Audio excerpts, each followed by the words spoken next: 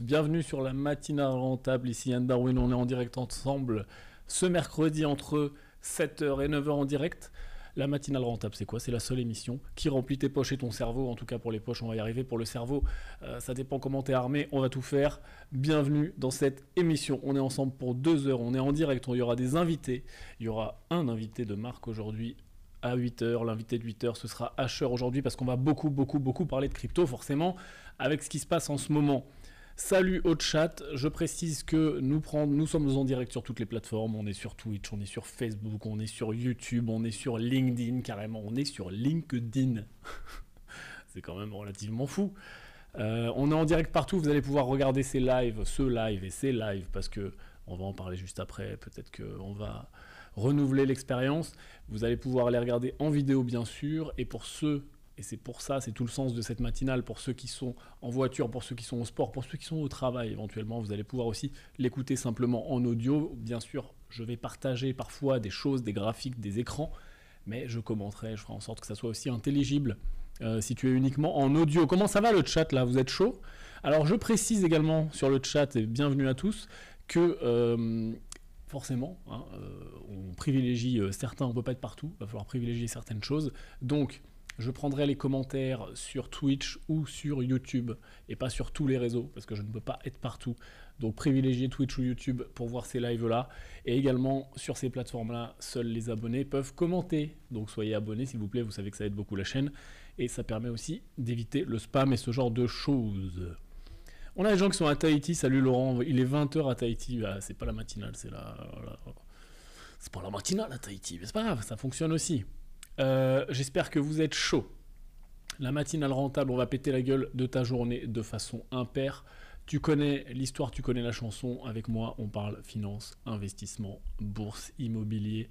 On va mettre également un petit peu de business parce que tout ça est finalement du business et également un petit peu de mindset. Parce qu'il faut bien saupoudrer tout ça de mindset. J'espère que t'es chaud, prends ton café.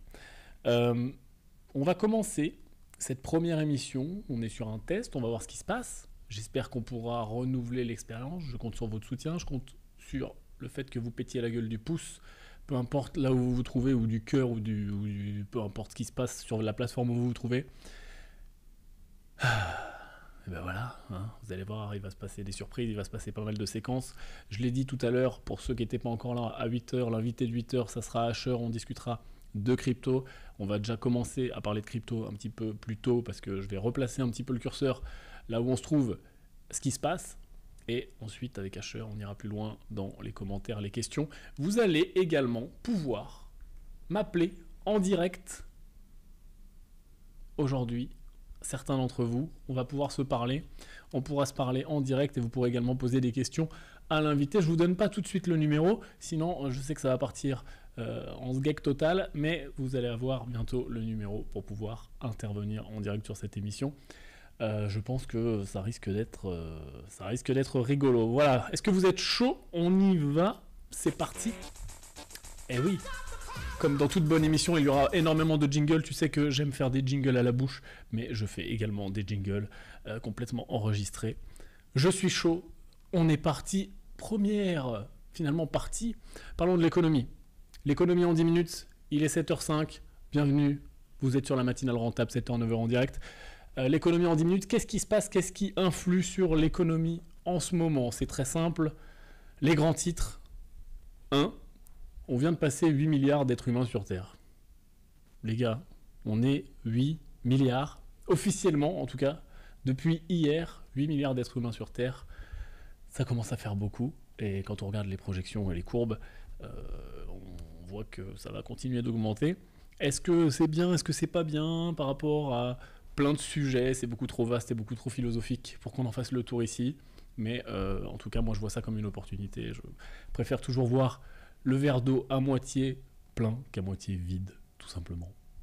On est 8 milliards sur Terre. Deuxième information, Donald Trump officialise sa candidature aux élections de 2024. Ça y est, c'est tombé. Aujourd'hui, ça va avoir, cette nuit, ça va avoir des impacts assez importants sur les marchés. On est en phase d'euphorie sur les marchés en ce moment. Est-ce qu'on parle d'un bear market rally ou pas? On va en parler juste après. On a l'impact d'un missile à la frontière polonaise. 2 morts. Alors, tout le monde se rejette la faute, bien sûr. Hein.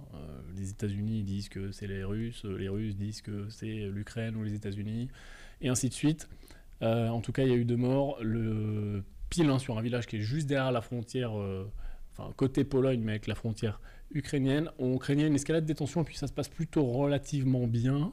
Chaque acteur est fait relativement attention à ce qu'il dit. Il ne faudrait pas appuyer sur le bouton trop vite. Donc le G20 est à Bali en ce moment. D'ailleurs, parenthèse, Bali, bien joué les gars. Pour le G20, c'est plutôt stylé. Ils en avaient marre des endroits compliqués. Ils ont fait une sous-réunion du G20 avec le G8 et ça se passe plutôt bien a priori. Donc on a crié hier sur les marchés à l'escalade, etc.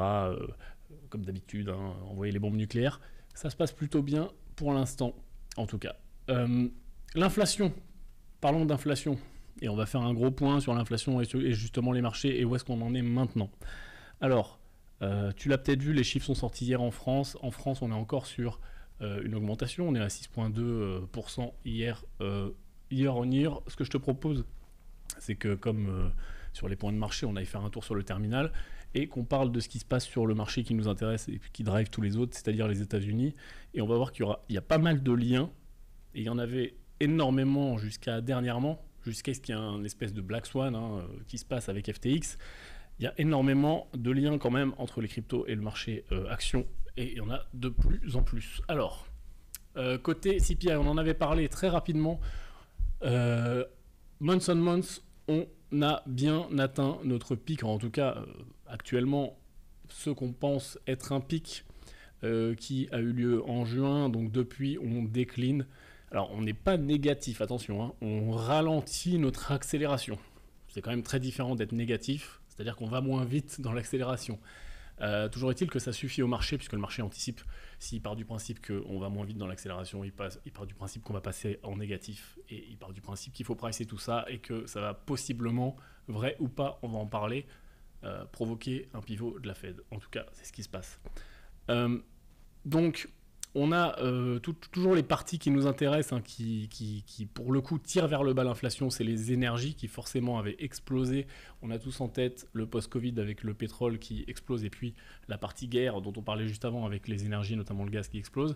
C'est en train de se calmer, hein. D'ailleurs, je sais pas, on entend beaucoup moins parler du gaz. Est-ce que tu suis les prix du gaz? Tu vas remarquer que ça a vraiment extrêmement baissé. C'est beaucoup moins catastrophique qu'on le pensait. On en avait parlé en vidéo. Pour l'instant, la température est relativement clémente, les réserves sont relativement pleines et ça se passe à peu près bien, ce qui fait baisser les prix du gaz. On a pour la première fois ce mois-ci les produits qui ont commencé à baisser. Donc dans le sens du scénario d'une espèce de ralentissement de l'économie sur fond d'inflation. On a pour la première fois, on avait déjà eu un signal en mars, les produits qui commencent à baisser aux États-Unis. Donc c'est plutôt bon signe. Sur l'année, alors j'ai fait le breakdown parce que c'est toujours intéressant de regarder et de comprendre comment fonctionne le marché. Là, tout de suite, maintenant, ce qui tire vraiment vers le bas, c'est bien les énergies et en month on month, donc mois glissant et en année glissante. En année glissante, l'inflation est toujours très largement positive, bien sûr, hein, puisque on se retrouve, là on a printé à 7,74, on était à 8,20 le mois dernier. Il faut comprendre que donc, les énergies tirent vers le bas. Certaines commodités tirent vers le bas, mais il n'y a pas non plus énormément d'éléments dans ces chiffres de l'inflation qui tirent vers le bas énormément. On a l'inflation, on en fait certaines commodités et la partie transport, notamment qui est impactée par le fret, la baisse des prix du fret. Le fret avait énormément augmenté, les conteneurs, etc. Avec le Covid, c'est en train de se calmer. Malheureusement, l'alcool ne baisse pas, dommage, l'alcool continue d'augmenter. Et la partie éducation, et notamment les services de communication et la santé tirent un peu les choses vers le bas. Quoi qu'il en soit, pourquoi ça nous intéresse?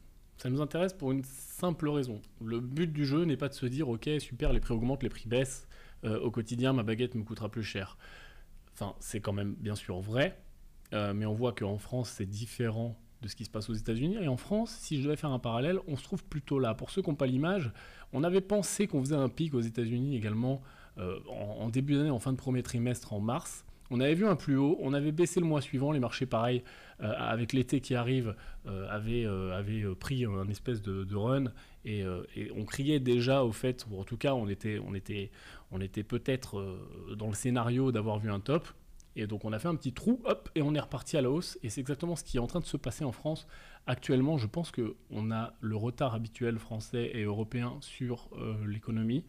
Il est possible qu'on ait 3-4 mois de lag et qu'on soit pile poil dans ce trou-là en France, ou en tout cas juste après le trou, hein, puisque là on a eu l'inflation qui a baissé un petit peu, on a cru que ça y est, ça baissait, et puis ça réaugmente ce mois-ci. Donc voilà, on aurait un lag de 4, 5, 6 mois actuellement. Quoi qu'il en soit, si ça s'avère vrai, bah c'est cool, ça va baisser. Bon, ça c'est pour les prix qui nous intéressent et qui nous impactent, on va dire, au quotidien, mais c'est pas vraiment le sens de mon propos ici, puisqu'on parle plutôt de l'économie, et pourquoi on parle de l'inflation et pourquoi on regarde l'inflation, parce que c'est le souci de l'ami Jérôme qui veut pas, mais en tout cas il veut pas augmenter les taux, mais il n'a pas le choix, il est un petit peu pieds et mains liés sur l'augmentation de ces taux, puisque c'est sa mission. On a des taux terminaux, le marché price ici, alors il y a différentes, quand on dit le marché price, c'est un petit peu obscur peut-être pour certains. Ça veut dire quoi? Ça veut dire qu'on va regarder des instruments. Là, par exemple, on va regarder les futurs, on va regarder des swaps, des taux overnight, interbancaires, etc. On a un certain nombre d'instruments qu'on va regarder que les plus gros acteurs institutionnels utilisent au quotidien, d'accord? Et à partir du moment où les plus gros acteurs institutionnels sont relativement d'accord, atteignent un consensus tout simplement, hein. Quand on a un prix de marché, c'est qu'on a un consensus autour de ce prix. Sur là où ça va, bah, on peut partir du principe que bah, c'est ce qu'ils anticipent. Attention, ils peuvent avoir complètement tort, mais en tout cas, il y a un consensus qui se met en place et il change en temps réel suivant bah, les nouvelles datas. Le marché en ce moment est très très dépendant des datas. Jusqu'à il y a peu de temps, jusqu'à l'an dernier et pendant les 10 dernières années, on a pu investir les yeux bandés en jetant de l'argent sur les marchés. De toute façon, ça montait tout le temps. En ce moment, et c'est ce qui est d'ailleurs une situation qui est plutôt la plus répandue sur les marchés, en tout cas peut-être sur les 100 dernières années. Le problème, c'est que souvent, au milieu de ces cycles haussiers, il y a des crises, il y a des disruptions, il y a ce qui se passe en ce moment. Et là, on est beaucoup plus dépendant, non pas de la croissance économique et tout va bien, mais justement des nouvelles, des taux, des guerres, de tout ce qui peut se passer, de tous les éléments du narratif actuel. Et en ce moment, c'est vraiment les taux. Ce que nous price le marché, c'est des taux finaux aux alentours de 4,90, donc taux moyen, donc on va dire entre 4,75 et 5, ici en milieu d'année prochaine. La Fed est plutôt plus actuellement dans son discours plus violente. C'est-à-dire qu'en vert, là, pour ceux qui n'ont pas les courbes, on a 3 courbes. On a la courbe de la Fed, on a les futurs et on a les swaps overnight. En gros, on a donc la Fed, bah c'est la Fed, hein, tous les membres qui votent et qui émettent des projections. Eux, c'est les plus hauts. Et ensuite, en dessous, on a les futurs et les overnight swaps, donc le marché globalement, hein, vraiment le marché avec la loi de l'offre et la demande, ce que les différents institutionnels vont pricer, et ils sont tous, pour l'instant, plus optimistes que la Fed, avec des baisses de taux qui devraient aller plus vite. Et c'est ce qu'on voit actuellement. Quand tu jettes un œil, je ne sais pas si beaucoup d'entre vous sont actuellement investis, pas que en crypto, mais notamment sur le marché. Qu'est-ce qui se passe actuellement? Depuis peut-être maintenant 2 semaines, on a alors, les gens l'appellent différemment. Soit, moi je l'appelle toujours un bear market rally. La définition d'un bear market rally, c'est quoi? C'est un rallye qui n'est pas dans le sens de la tendance, c'est-à-dire que là on est baissier, on est en bear, et on a un rallye inverse. Okay, la nature du bear market rally, c'est qu'il est voué à s'arrêter.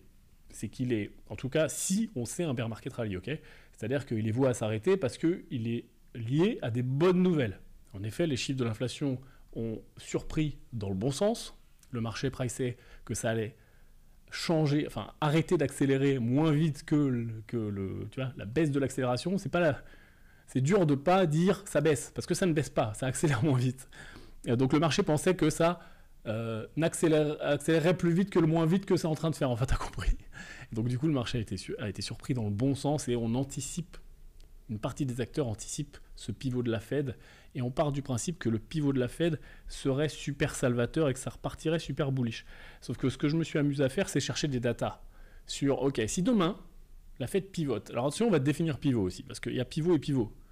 Là, actuellement, pour le marché, c'est juste d'accélérer moins vite, toujours pareil. On est à 0,75 points de base par réunion, là tu l'as vu.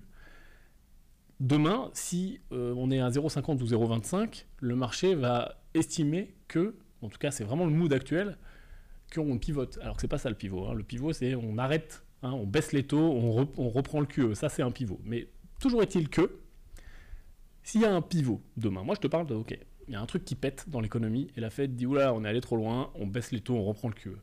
Qu'est-ce qui se passe, en tout cas historiquement sur les marchés, quand ça arrive? Il se passe ça. Pour ceux qui n'ont pas le graphique, bah, ça continue à baisser, tout simplement. Pourquoi? Ça se comprend très bien.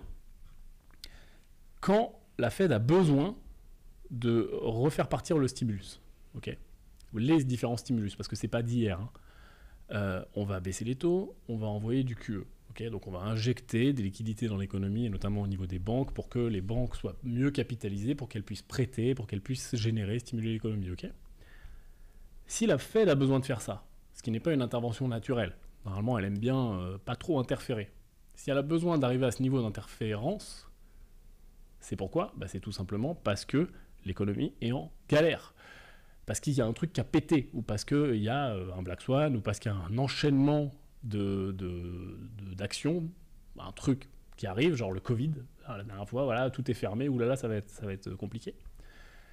Donc elle est contrainte, entre guillemets, de le faire, elle ne le fait pas pour le plaisir. Mais si elle est contrainte de le faire, ça veut dire que l'économie va mal. Et donc quand elle le fait, bah, ça continue à baisser à un certain temps. Bien sûr que ça remonte ensuite, et on le voit sur le graphique, on a plein d'exemples de pivots de la Fed entre les années 60 et la dernière fois en 2019.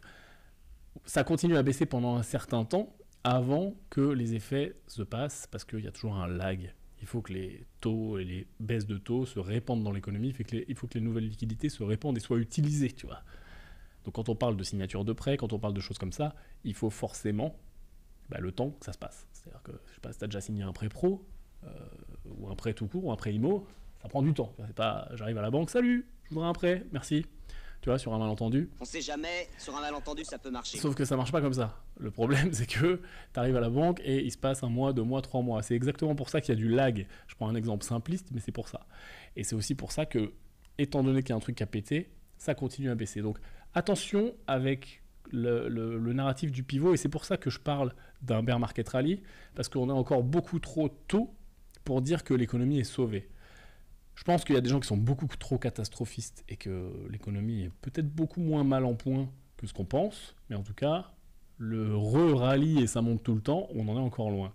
Donc attention avec le positionnement qu'on a sur le fait de dire que ça y est, c'est parti. Okay, et d'ailleurs, on le voit très bien sur un autre graphique pour ceux qui ont l'image, où j'ai mis en avant les bear markets par rapport à la baisse de taux. C'est-à-dire que quand il y a un bear market, pour que le bear market se termine, il faut qu'il y ait la baisse de taux de façon préliminaire. C'est-à-dire que c'est ce qu'on a vu avant. Ok, la baisse de taux et la politique monétaire devient plus simple, ça continue à baisser, et puis ensuite, on sort du bear market. Il y a plusieurs étapes, et ça faut du temps pour que ça se diffuse, tout simplement, dans l'économie. Voilà pour le point pivot. Pour la valo des entreprises, on a vu quand même, je t'avais préparé, attends, on y retourne. Retournons sur le terminal, je t'avais préparé ça. On va s'intéresser juste au graphique en bas à droite. Pour ceux qui n'ont pas l'image, on est en train de regarder tout simplement les résultats des entreprises. On sait qu'on est dans la earning season, c'est quasiment fini là. Hein, donc les entreprises viennent toutes de reporter leur bilan. Et on s'intéresse à quoi? On s'intéresse à est-ce que c'est mieux qu'on pense ou c'est pire qu'on pense? Parce que ça permet tout simplement de se placer, de se dire ok, on était trop catastrophiste ou pas assez. Et on se rend compte finalement, et on s'attendait tous, et moi le premier, à être positionné assez relativement short, on s'attendait à ce que ça fasse plus mal. Et en fait, oui, alors il y a des entreprises qui ont vraiment pris le bouillon, mais quand on regarde la totalité là on a le S&P 500 à l'écran, et bien on voit que globalement, la majorité des secteurs ont plutôt surpris à la hausse. Enfin, surpris par rapport au consensus. Donc, est-ce que les analystes étaient trop bears ou est-ce que toute l'économie va mieux que ce qu'on pense? La vérité est quelque part entre les deux. Toujours est-il que la surprise s'est plutôt fait à l'upside ici. Voilà ce qu'on peut dire aujourd'hui sur tout ça. Je pense que le souci, c'est que... le souci, c'est que tout simplement, on était bien avant ce qui se passe sur les cryptos. Alors, ce que je te propose, c'est de parler de crypto. Juste avant, tiens, j'ai un dernier truc à te montrer. Il y a aussi quelque chose qui est très intéressant à faire, je te le mets à l'écran. C'est, je te parlais de la earning season juste avant, et pour le chat, les relous, mais il faut arrêter les anglicismes, allez vous faire voir ailleurs, puisque on parle de marché financier, on parle de crypto, on est obligé de mettre des anglicismes. Je veux dire, tout se passe en anglais. Donc, si ça vous va pas, eh ben, désolé, mais c'est comme ça la vie. En 2022, il faut apprendre à parler anglais. Donc, je voulais te montrer ça. Pourquoi je veux te montrer ce graphique ? Justement, quand on lit les résultats des fameuses entreprises dont on a parlé juste avant, et qu'on les lit en anglais, excusez-moi, c'est en anglais, bienvenue dans le monde réel, on se rend compte qu'il y a des sujets qui ressortent souvent. Okay ? Les entreprises reportent, donc sur... Il y a un call, encore un mot en anglais, sur Zoom, encore un logiciel anglais, les gens se connectent, les analystes se connectent, on pose des questions, et souvent le CIO, encore un anglicisme, répond aux questions. Et on a des thèmes qui reviennent. Et quand il y a des cycles économiques, et quand il y a des questions, on se rend compte que tout le monde parle du même thème, c'est normal. Quand il y avait le Covid, tout 100% des rapports des entreprises, il y avait 1, 2, 100, 1000 fois le mot Covid à l'intérieur. Et on a des gens qui s'amusent à compter combien de fois on parle de tel ou tel sujet. Et ça permet de faire ce genre de graphes qui sont relativement intéressants, qui permettent de se rendre compte visuellement très rapidement quels sont les thèmes les plus abordés sur ces rapports. Donc là, on a de 2020 à 2022 et on voit qu'on a une augmentation, une explosion finalement du thème inflation et qu'il est en train de perdre de la vitesse tout doucement. On a eu une augmentation du thème de l'emploi, avec des difficultés de recrutement, c'est en train de se calmer également. Et on est toujours dans l'augmentation autour du thème FX. Donc FX, c'est quoi ? C'est le taux de change. C'est-à-dire qu'en ce moment, le dollar est tellement fort que ça devient difficile pour des entreprises américaines qui vendent à l'étranger, puisqu'elles doivent rapatrier les fonds en dollars aux US, mais le dollar est tellement fort que si elles sont payées en euros, par exemple, ou en yens, ou en ce que tu veux, ça leur fait mal. Donc le thème FX, lui, est en explosion, en augmentation. Et le thème supply chain, donc vraiment toute la chaîne d'approvisionnement, on a eu des gros problèmes post-Covid, je parlais du fret un petit peu plus tôt, pareil, c'est en train de se calmer. Donc ça c'est intéressant, et l'inflation finalement est tout doucement en train de baisser. Alors je vois des grands RIP FTX dans le chat, oui c'est vrai, je suis désolé, il faut qu'on le dise. Qu'est-ce que vous en pensez ? Dites-moi ce que vous en pensez les gars. FTX, c'est quand même compliqué ce qui se passe en ce moment. J'ai envie de te dire... J'ai pas envie de te dire. Je vais te le dire, mais j'ai pas envie de te le dire. Mais il n'y a pas de magie. On en parle depuis peut-être 1 an et demi maintenant. À quel moment c'était possible dans le monde réel que tous les... Je parle avant hausse des taux, il y a encore 6-8 mois. Comment le taux sans risque était à, 1%, 1,5%, même pas, moins. Comment c'est possible de servir 8 ou 6% ou 12 ou 14 suivant les montages, suivant ce qu'on advertisait, juste pour détenir de la crypto. C'est-à-dire que quand tu me dis, ok, tu détiens du Bitcoin et je te sers 8% d'intérêt, tu te dis pas, il y a un souci. Et on a quand même... Je ne vais pas dire qu'on a vu venir FTX parce que ça serait complètement faux de dire qu'on est Madame Irma et qu'on peut prédire des choses comme ça. Mais par contre, on a vu venir le fait que la DeFi, il y avait potentiellement un problème. Le fait que les rendements comme ça sur des échanges centralisés où on te propose des rendements qui sont supérieurs à tout ce qu'on peut te proposer ailleurs, il y avait quand même potentiellement un problème. Donc ça, c'est un petit peu mon introduction par rapport à tout ça. Mais... je te propose qu'on avance et qu'on aille parler d'FTX. Je te mets un petit jingle pour nous réveiller. Un petit jingle kill. RIP. Je bois du coca. Oui, je bois du coca le matin. C'est pas ton problème, ok ? Alors, qu'est-ce qui s'est passé ? Tiens, je te fais très rapidement. Et je vais pas aller trop loin sur ce point-là parce que Asher sera bien meilleur que moi pour parler de ça, il nous rejoint à 8h. Mais je te fais juste le déroulé chronologique, qu'on prépare le terrain et qu'on soit tous bien d'accord sur ce qui s'est passé. Ok ? Juste pour qu'on on gagne du temps. Le 2 novembre, il y a une fuite du bilan, d'une partie du bilan de la firme Alameda Research. Okay, Alameda Research, c'était un petit peu la petite sœur de FTX, qui a été créée par le même CIO SBF, et qui était une boîte de trading, tout simplement, une espèce de market maker. Okay, trading plus market maker, gestion d'actifs, etc. Et donc, ces deux boîtes qui sont un petit peu sœurs, il y a une partie du bilan, en tout cas de Alameda, qui fuite sur Internet. Et elle montre des trucs pas top, c'est-à-dire des importants holdings. Ils détiennent énormément de crypto en FTT. Donc le FTT, c'est le token natif de FTX. Mais ça ajoute du risque, puisqu'ils ne sont pas censés en détenir autant. Je vais te parler des chiffres juste après. Et puis, pas mal de cryptos bloqués. Et puis, pas tant de cash que ça, finalement. Et puis, pas tant non plus d'actifs plus tangibles, en tout cas pour le marché et les analystes financiers, c'est-à-dire des actions, ce genre de choses. Et on se rend compte qu'il y a un problème entre justement ce qu'ils doivent, très clairement les dettes, très clairement leurs engagements pour servir les rendements, etc., et puis pour avoir de la liquidité pour l'emmener au marché, et ce qu'ils détiennent. Et il y a CoinDesk qui publie un rapport, et les chiffres ressemblent à ça.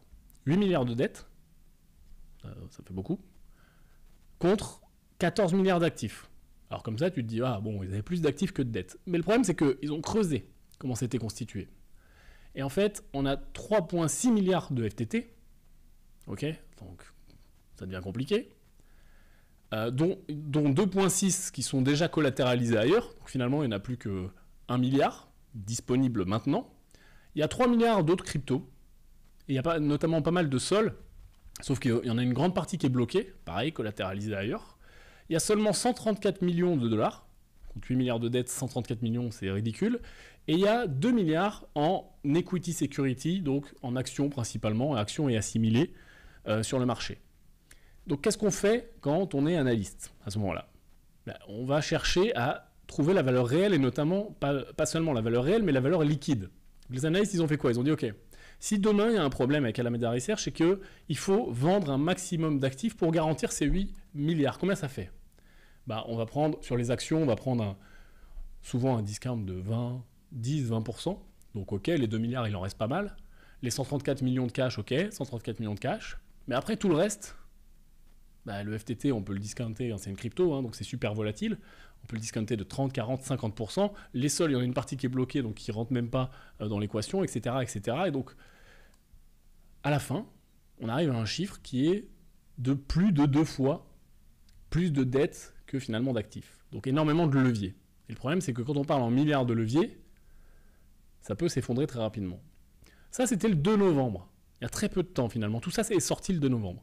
Le 6 novembre, le CIO réagit, donc d'Alameda, le pote de SBF, réagit sur Twitter. Et il dit, ok, la fuite de notre bilan, traduit en français, montre une partie de nos plus grosses positions longues. Nous avons bien évidemment des positions de couverture qui n'apparaissent pas. Est-ce que c'est vrai, pas vrai ? Chacun fera sa propre idée. Compte tenu du resserrement des conditions dans le crédit crypto, nous avons remboursé la majeure partie de nos prêts. Donc en gros, il calme le jeu. Sauf que CZ, le CEO de Binance, donc finalement Dieu sur le monde des cryptos, annonce qu'il va vendre la totalité de ses FTT. Pourquoi ? Parce qu'avant, il était investisseur dans FTX, il s'est retiré, il a été payé en partie en crypto et en partie notamment en FTT, en BUSD, etc. Et donc il a dit, ok, moi, tout ça, c'est pas clair pour moi, je vends tout. Et là, patatras. Alors, la question que je vous pose dans le chat, c'est est-ce que finalement CZ savait ? Est-ce qu'il a provoqué ?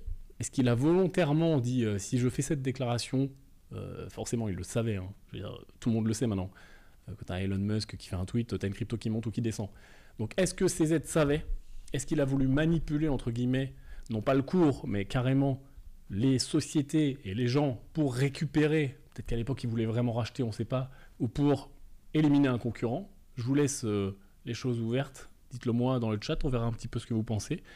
Mais toujours est-il qu'il fait cette annonce-là. Il dit ok, moi ça ne me va pas, il y a un risque, je vends tout. le marché réagit, il y a un sell-off, le FTT fait moins 88%. Il passe de 24 à 2 à peu près. Donc là, qu'est-ce qui se passe? Forcément, là, on avait collatéralisé la petite sœur de FTX avec du FTT qui a fait moins 88%. Plus FTX lui-même, on ne connaît pas trop ses comptes, mais en tout cas, bon, quand ton token natif de ton exchange fait moins 88%, ça devient compliqué. Mais ce jour-là, SBF, donc notre ami le CEO, dit non, tout va bien, vous inquiétez pas. Tout est sécurisé, ça va bien se passer.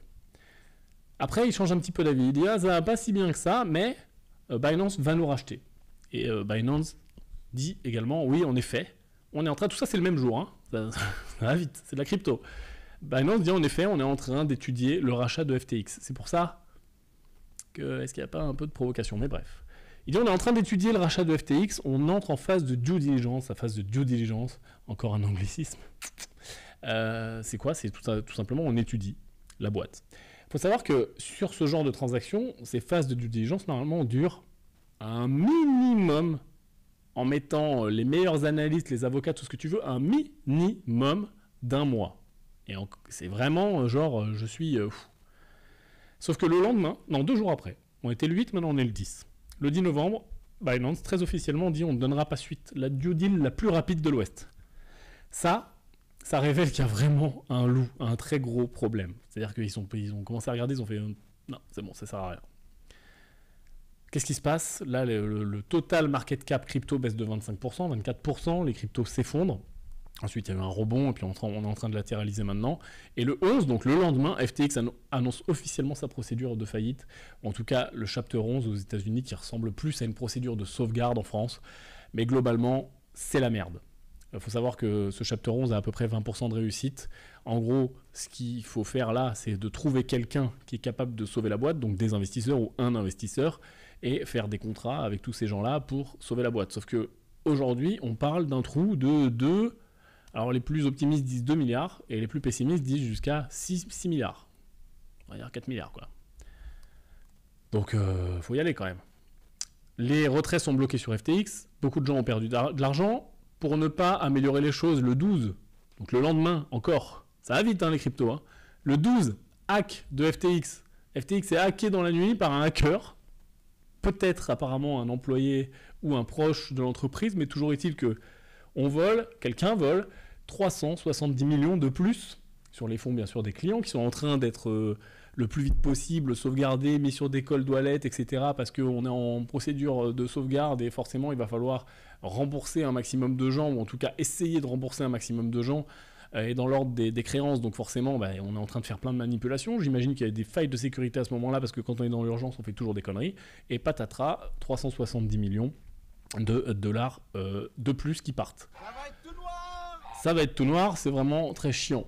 Ce qu'on découvre à ce moment-là, parce que forcément on commence à investiguer, pourquoi, comment, le même jour, ça va vite les cryptos, hein. Normalement ça aurait pris 10 ans sur une entreprise normale, on se rend compte qu'il y a une backdoor.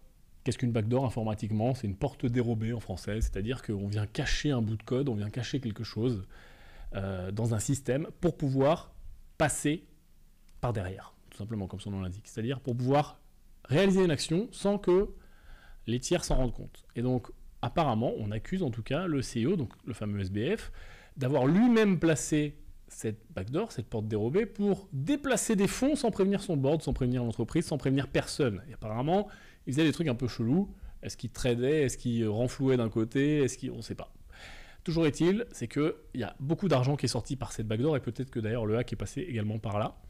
Et aujourd'hui, pas plus tard que cette nuit, BlockFi, qui est une autre boîte qui n'a rien à voir, en tout cas sûrement des liens, en tout cas en termes peut-être de partenariat ou en tout cas de flux financiers, annonce également sa faillite.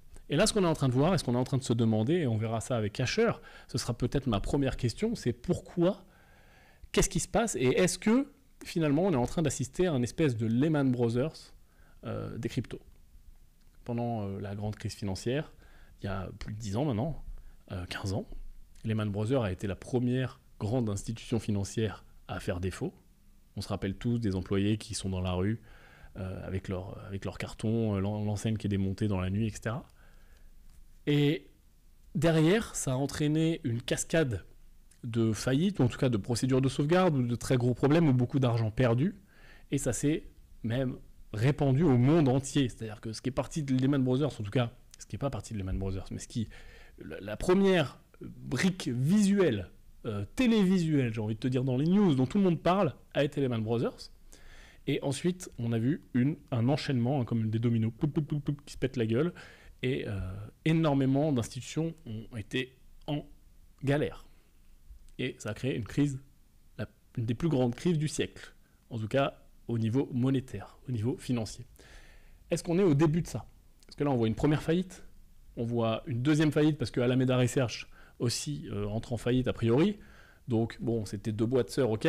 On voit Binance qui dit on va racheter, puis finalement on ne rachète pas dans 24 heures.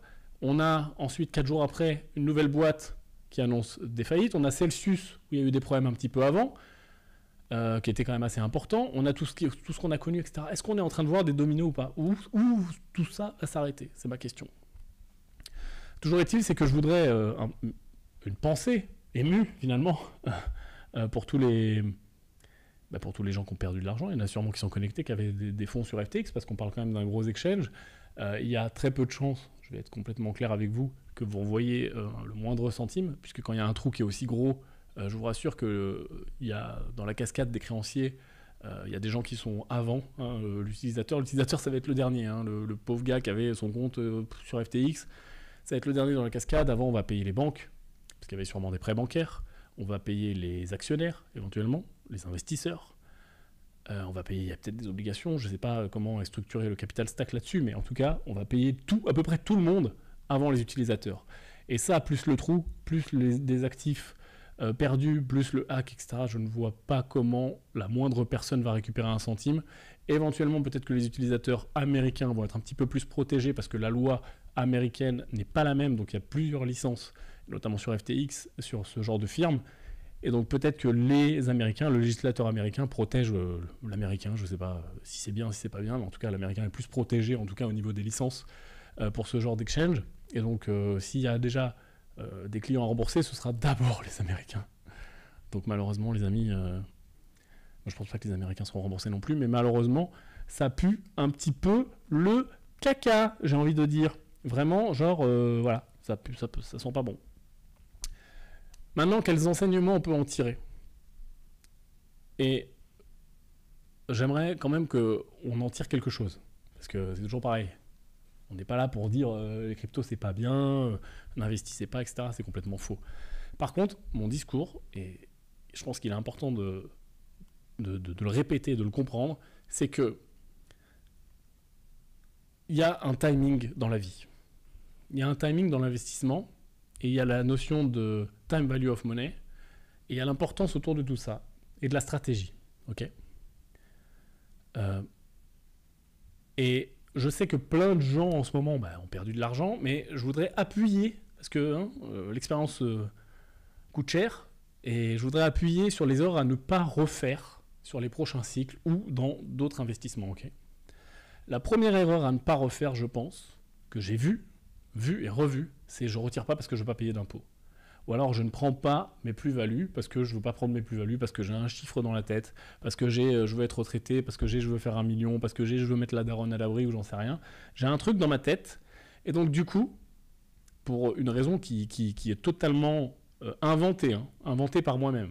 C'est-à-dire que quand je suis passé de, je ne sais pas, je dis des chiffres au hasard, mais comme on l'a vu en bull run, de 5 ou 10 000 à 100, 200, 500, 700 000, et que je ne retire pas, ou je ne prends pas de bénéfices parce que je me suis inventé des trucs, ça ne fonctionne pas. 1, prendre des bénéfices. 2, ensuite, en effet, plein de gens ont pris des bénéfices, on les laissé en stablecoin, pour ne pas payer d'impôts, pour ne pas retirer, etc. Puisqu'à partir du moment où on reste en crypto, on ne paye pas d'impôts, donc le stablecoin étant quand même une crypto, on ne paye pas d'impôts, et ensuite quand on vend ces stablecoins, on récupère de l'USD, de l'euro, ce que tu veux, on va payer des impôts, et donc on va pouvoir envoyer ça sur notre compte bancaire, mais on va payer des impôts. Donc plein de gens ne voulaient pas faire ça. Sauf que le problème, c'est qu'au bout d'un moment, c'est quand même mieux de payer des impôts. Regarde, a posteriori, qu'est-ce que tu te dis? Tu te dis peut-être, j'aurais peut-être dû payer des impôts, et puis il m'aurait resté que 70% de la somme, mais finalement, j'aurais pu réinvestir. Et j'aurais pu utiliser cet argent. Combien de gens aujourd'hui sur le marché, et encore une fois, tout ça est pour but d'amélioration personnel d'investisseur, hein. Combien de gens sont bloqués sur le marché, entre guillemets bloqués, c'est-à-dire que j'ai tellement pas vendu que maintenant on est tellement bas que je vais pas vendre maintenant, puis ça continue à descendre parce que il se passe tout ça, et puis on est encore plus bas, je vais pas vendre maintenant, et ainsi de suite, et donc je suis bloqué, je suis en prison jusqu'au prochain bull run, on sait pas quand, on sait pas comment, on sait pas jusqu'où. Et donc finalement, j'ai un petit peu cramé de l'equity dans le vent, enfin de l'argent, du patrimoine, et en plus, je suis prisonnier. Donc ça, il ne faut pas refaire, les amis. Il vaut mieux sortir l'argent, payer de l'impôt, en tout cas une partie, faire des allocations, tout ce que tu veux, mais posez-vous ces questions la prochaine fois. Posez-vous ces questions des prises de bénéfices, posez-vous ces questions de la vélocité de l'argent. Et le time value of money, j'en parle très souvent. Et c'est une notion qui est super importante en finance, c'est de comprendre qu'il y a des moments pour investir. Le time value of money, elle dit quoi cette notion? Elle dit tout simplement que l'argent d'aujourd'hui vaut plus cher que l'argent de demain. Je le dis tout le temps comme ça, les gens s'en rappellent mieux. L'argent d'aujourd'hui vaut plus cher que l'argent de demain. Pourquoi? Parce que le vrai argent d'aujourd'hui, l'argent encaissé, retiré, c'est de l'argent qui est investissable. Le peut-être argent de demain, mais il n'est pas investissable. C'est aussi simple que ça. Et donc, forcément, si l'argent d'aujourd'hui, tu l'investis, il travaille plus et il fait plus d'argent que le peut-être argent de demain, qui sera peut-être plus, mais peut-être pas, finalement. Parce qu'il peut se passer plein de choses. Donc, l'argent d'aujourd'hui vaut plus cher que l'argent de demain, première chose. Deuxième chose, j'ai une phrase qui vient d'un de mes mentors, et notamment une personne que j'adore, qui a une carrière de plus de 30 ans dans la finance, a tradé des sommes en centaines de millions, a été même gestionnaire d'équipe, de trading desk, qui dit toujours, ne traite pas ou n'investis pas, ça marche pareil, les possibilités, mais les probabilités. Et ça, c'est une très bonne chose à avoir en tête. J'investis pas les possibilités, mais les probabilités. Exemple, si maintenant le Bitcoin fait plus de 100%, c'est tout à fait possible. C'est une possibilité. Là, maintenant, personne n'en sait rien, le Bitcoin peut faire 200%. Parce qu'il y a une super bonne news, on ne sait pas, je ne sais pas moi. Le président américain annonce qu'on va utiliser le Bitcoin dans la banque centrale, tu vois. Un truc de malade. Ça peut arriver, c'est une possibilité. Quelle est la probabilité? Elle est méga faible. Elle est quasiment ridicule. Donc ce qui va nous intéresser, c'est d'entrevoir et d'investir ou de trader sur les probabilités et non pas les possibilités. Et le problème, c'est que beaucoup de gens font l'inverse. On le voit au quotidien, notamment des gens qui débutent ou des gens qui sont permabull en mode oui, ça peut remonter, mais quelle est la probabilité maintenant que ça remonte? Et puis finalement, si ça remonte, tant mieux, tu auras une confirmation d'une vision. Et c'est pas parce que tu lagues un petit peu le marché, tu n'auras jamais le bottom, tu n'auras jamais le top, que c'est grave. Finalement, tu peux re-rentrer plus tard. Ça, le marché peut faire 20% sans toi, ça ne va pas te tuer. Donc juste de mettre ces réflexes dans son cerveau et de les garder pour tous les investissements. Je ne parle pas que de crypto, je m'appuie sur ce qui se passe forcément. Mais je pense que c'est tout simplement une bonne chose à faire. Ce que je vous propose maintenant, on a 15 minutes avant que l'ami Asher débarque avec nous à 8h précises. Ce que je vous propose, c'est de prendre quelqu'un en ligne tout de suite maintenant. On va faire un petit jeu, tiens, puisque c'est la première, hein. Allez, on va faire un petit jeu, tiens. Je t'envoie un petit saxo. Vous allez devoir deviner le numéro. Je vais vous donner les 4 premiers chiffres. 0780, enfin les nombres, enfin t'as compris. 0780, 90, 80, je te dis pas le dernier. Le premier qui le trouve passera à l'antenne. 07, 80, 90, 80, quelque chose. Allez, je te donne des indices. C'est un nombre pair. C'est un nombre pair qui n'est pas rond. 07, 80, 90, 80 et un nombre pair qui n'est pas rond. 07, 90, 07, 80, 90, 80, 07, 80, 90, 80 et un nombre pair qui n'est pas rond. Les gars, il faut appeler, hein. Vous pouvez me le mettre dans le chat. Tout le monde met dans le chat. Il faut appeler, il faut tenter. Et oui, vous allez déranger un sacré nombre de personnes. Je suis machiavélique. Hein. Tu vas déranger un sacré nombre de personnes sur des faux numéros. Ah, j'adore. Bref, ne jouez pas dans le chat, je ne veux pas le savoir. Pendant que vous êtes en train d'essayer d'appeler, on verra qui sonne en premier. Pour l'instant, personne. Je voudrais qu'on discute tout simplement, encore une fois, d'un dernier concept qui est le stockage. J'ai eu beaucoup de questions suite à ce qui se passe, et pareil, on en parlera avec Asher, de finalement, ok Yann, moi je suis impliqué dans ce qui se passe, Je me suis fait avoir, ou en tout cas j'étais sur FTX, ou j'étais Lee, j'étais là, j'étais sur Celsius, tout ce qu'on a pu connaître. Et du coup, comment je peux me retourner? Alors pour se retourner après, c'est un peu compliqué. Là, aujourd'hui, maintenant, il n'y a pas beaucoup de solutions. Par contre, je pense que mettre en place des bonnes pratiques avant, ça ne t'arrivera plus. La première bonne pratique, c'est tout simplement de ne pas avoir de l'argent sur des plateformes en ligne qui peuvent, un, faire faillite comme on le voit, on l'a vu, ou deux, tout simplement, être hacké. Il faut quand même comprendre que les hacks de plateforme, ça arrive tout le temps, même quand tout va bien. Donc, ce que je te propose, c'est de faire une allocation, d'avoir un cold wallet. Il y en a plein, je ne vais pas faire de la pub pour l'un ou pour l'autre, les ledgers, les machins, les clés, les trucs, les paper wallet, tout ce que tu veux. Je te conseille tout simplement de mettre en place ces choses-là. Et de faire une allocation. Puisque oui, des gens me disent moi je veux trader, il faut que je garde de l'argent sur les plateformes. Ok, mais alors garde une partie de ton allocation et pas la totalité. Allez, je vois que vous galérez de ouf. Tiens, allez, la hotline. La voilà affichée à l'écran, 07 80 90 80 84. 07 80 90 80 84. Pour passer en ligne ici, on prend un ou deux appels avec vos réactions sur tout ça. Est-ce que vous êtes impacté, oui ou non? Est-ce que vous allez tout simplement... Ouais, le premier appel, c'est parti. Ouais, qui va là? Ouais, ça va ou quoi? Ouais, nickel. Tu sais que j'ai 88 en tête, numéro. Il y a un truc qui se passe vraiment bizarrement là. Ah ouais? Ah ouais, tu sais pourquoi? Ah, ça a coupé. Allô? Ouais, salut. Qui va là? Salut. C'est ça. C'est qui? Nicolas. Ok, Nicolas. T'es content? Moi sur YouTube, donc vous voyez pas que c'est un truc que j'avais fait à la peau. Ok, Nicolas, est-ce que tu as été impacté par FTX ou par ce qui est en train... Ouais? Oui. Alors, oui, parce que ça me servait de trading, j'avais pas du tout de crypto-monnaie stockée dessus, ça m'intéressait pas, mais par contre, j'avais un capital qui me servait à trader. Ouais. Et j'ai essayé de retirer un peu avant que ça retire, mais ça n'a pas marché. Ouais, donc t'as fait comme un peu tout le monde qui a appris la nouvelle sur les réseaux sociaux, t'as essayé de retirer? Voilà, c'est ça. Et j'ai voulu envoyer sur Binance en BUSD, mais ça n'a pas marché. C'est resté bloqué. Après, c'est de l'argent de toute façon qu'on pense perdre, qu'on n'a pas envie de perdre, mais voilà. Ok, et en termes de somme, t'avais beaucoup d'argent? Non, j'avais à peu près 1200 euros plus les gains que j'avais accumulés dessus sur un an, donc j'étais à 1500 euros de trading, quoi. Ok. Bon, ça fait pas plaisir quand même. Non, ça fait pas plaisir. Après, on apprend, mais le problème, c'est que si on a envie de trader, on se dit aujourd'hui, qu'est-ce qu'on peut faire?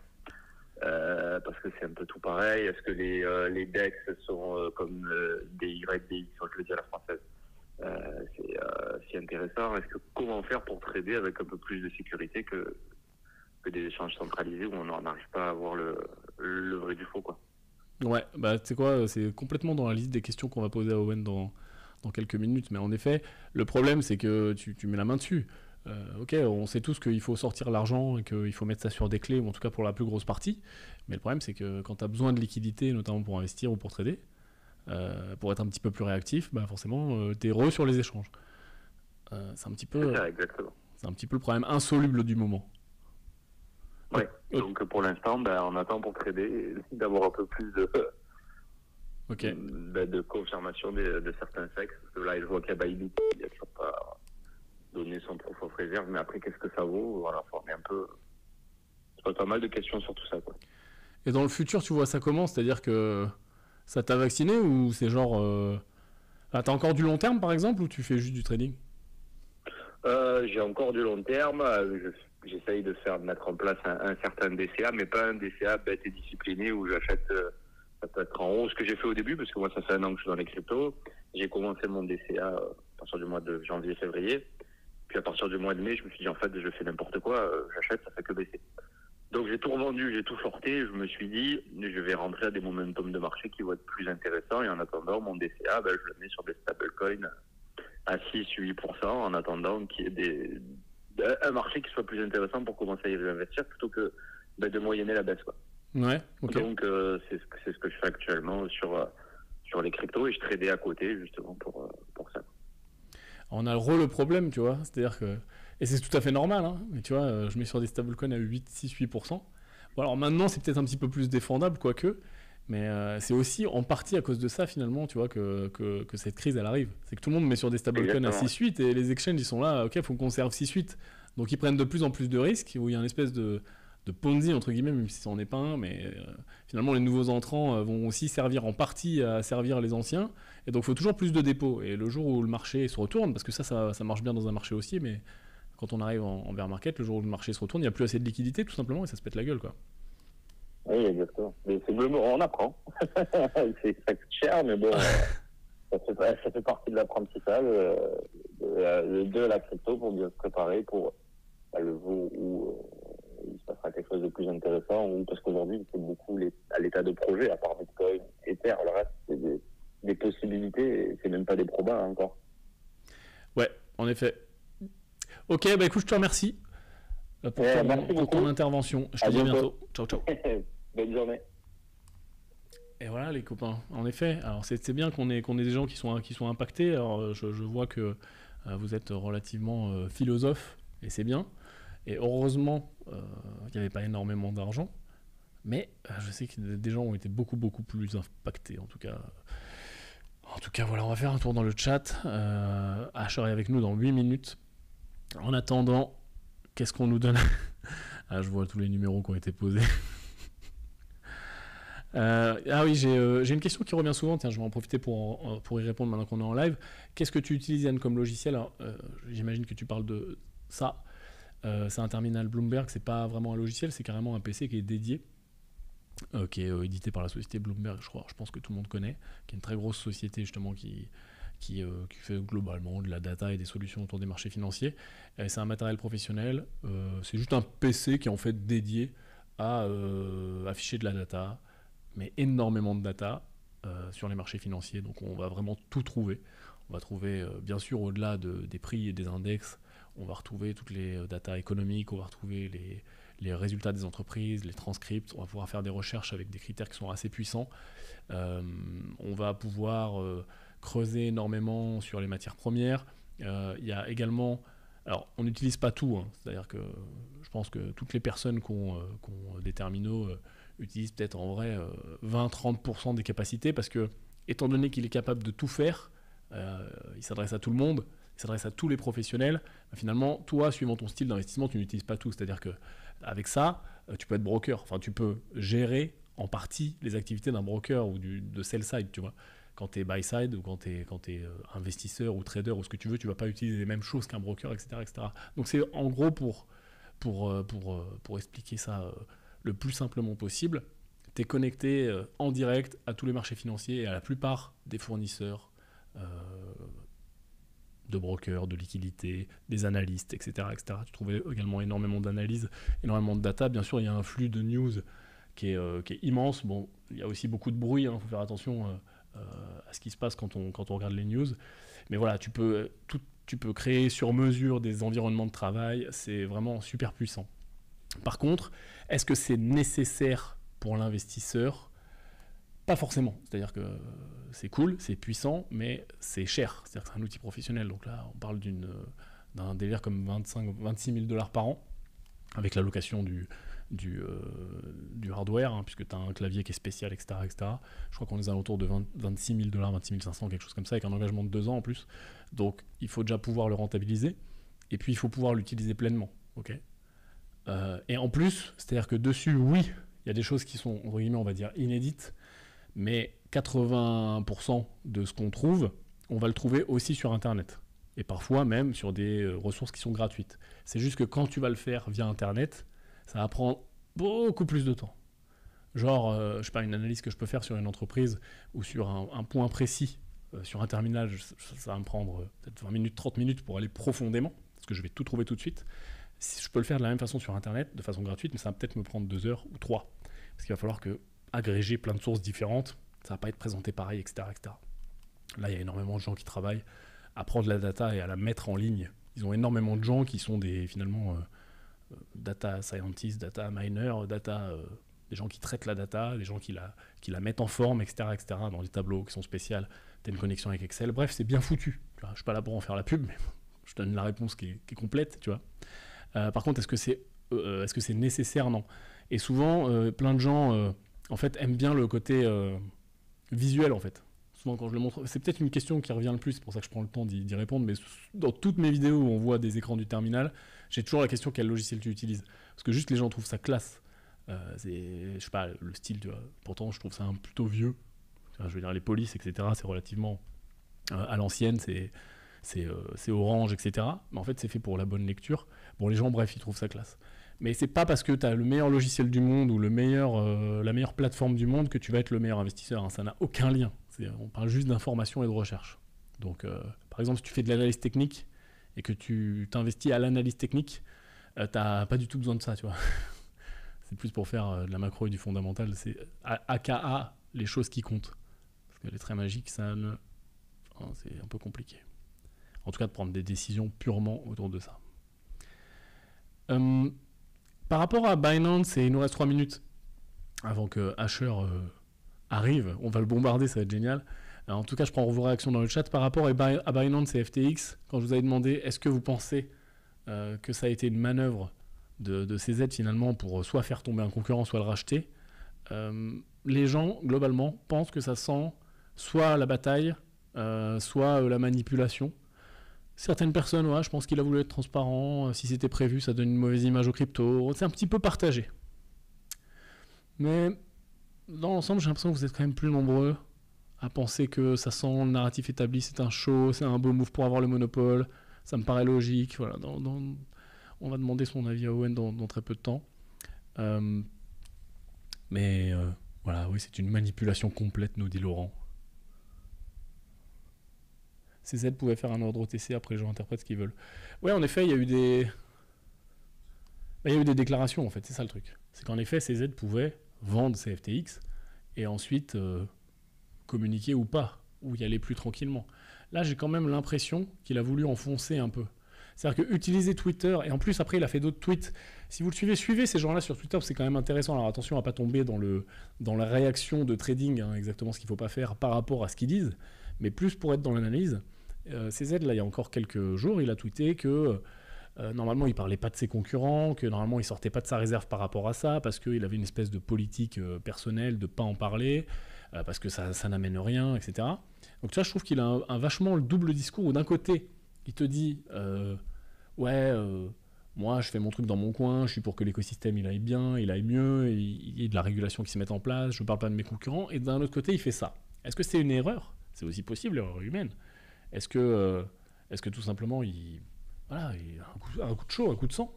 On peut tout à fait s'énerver, poster un truc, peut-être qu'on ne sait pas, il a appelé SBF juste avant au téléphone, ils se sont engueulés, c'est complètement possible. Mais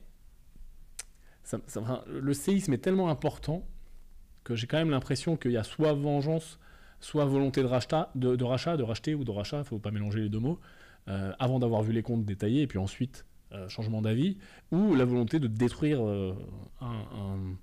un concurrent pour tout simplement prendre le vrai monopole sur le marché, avec une vision beaucoup plus long terme.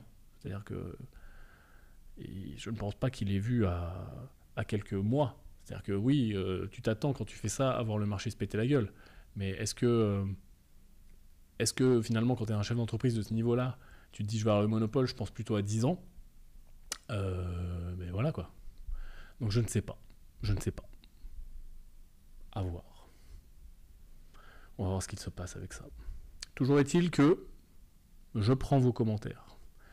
Il y a Laurent qui nous dit qu'il a empoché des milliards au rachat des parts, mais non, il n'y a pas eu de rachat qui ne s'est fait. Alors peut-être qu'en effet, il a vendu, et ce que je pense, ça serait quand même intelligent, où il a donné des ordres de vente du FTT avant de faire ses déclarations. J'espère pour lui, parce que s'il a attendu de faire ses déclarations pour vendre le FTT, c'est quand même dommage. Donc j'ose imaginer qu'il a vendu au moins une partie ou la totalité, mais d'ailleurs je pense qu'il va y avoir une enquête autour. Enfin, comment va réagir le régulateur? Ça c'est pareil, c'est une question qui m'intéresse. C'est-à-dire que comment va réagir le régulateur après tout ça? C'est-à-dire qu'on voit quand même que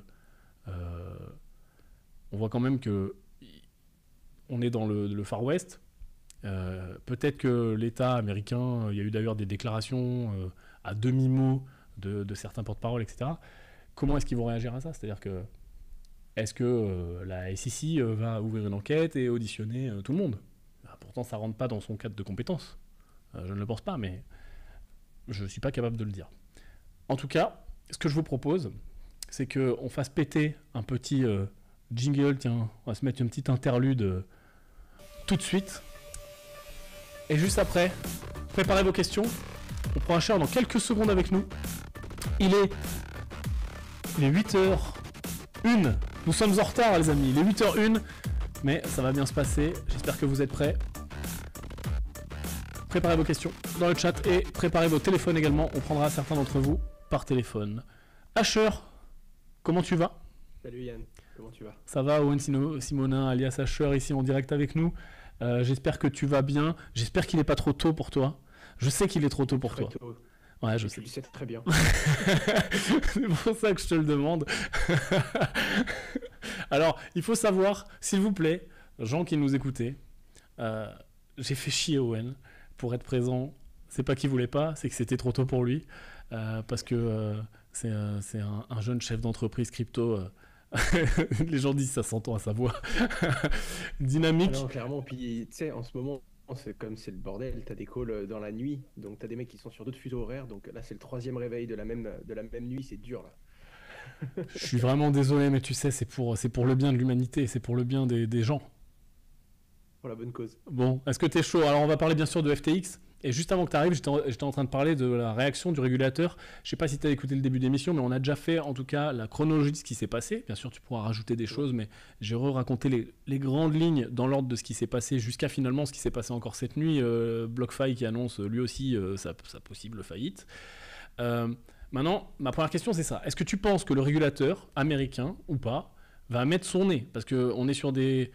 C'est de la crypto, c'est pas régulé, mais il se passe tellement de choses. Il y a eu l'administration Biden qui commence à dire à demi-mot, hein, on va regarder, etc. C'est quoi le next step? Est-ce que ça va nous faire des dominos? Ça nous fait une Lehman Brothers de la crypto? On va où?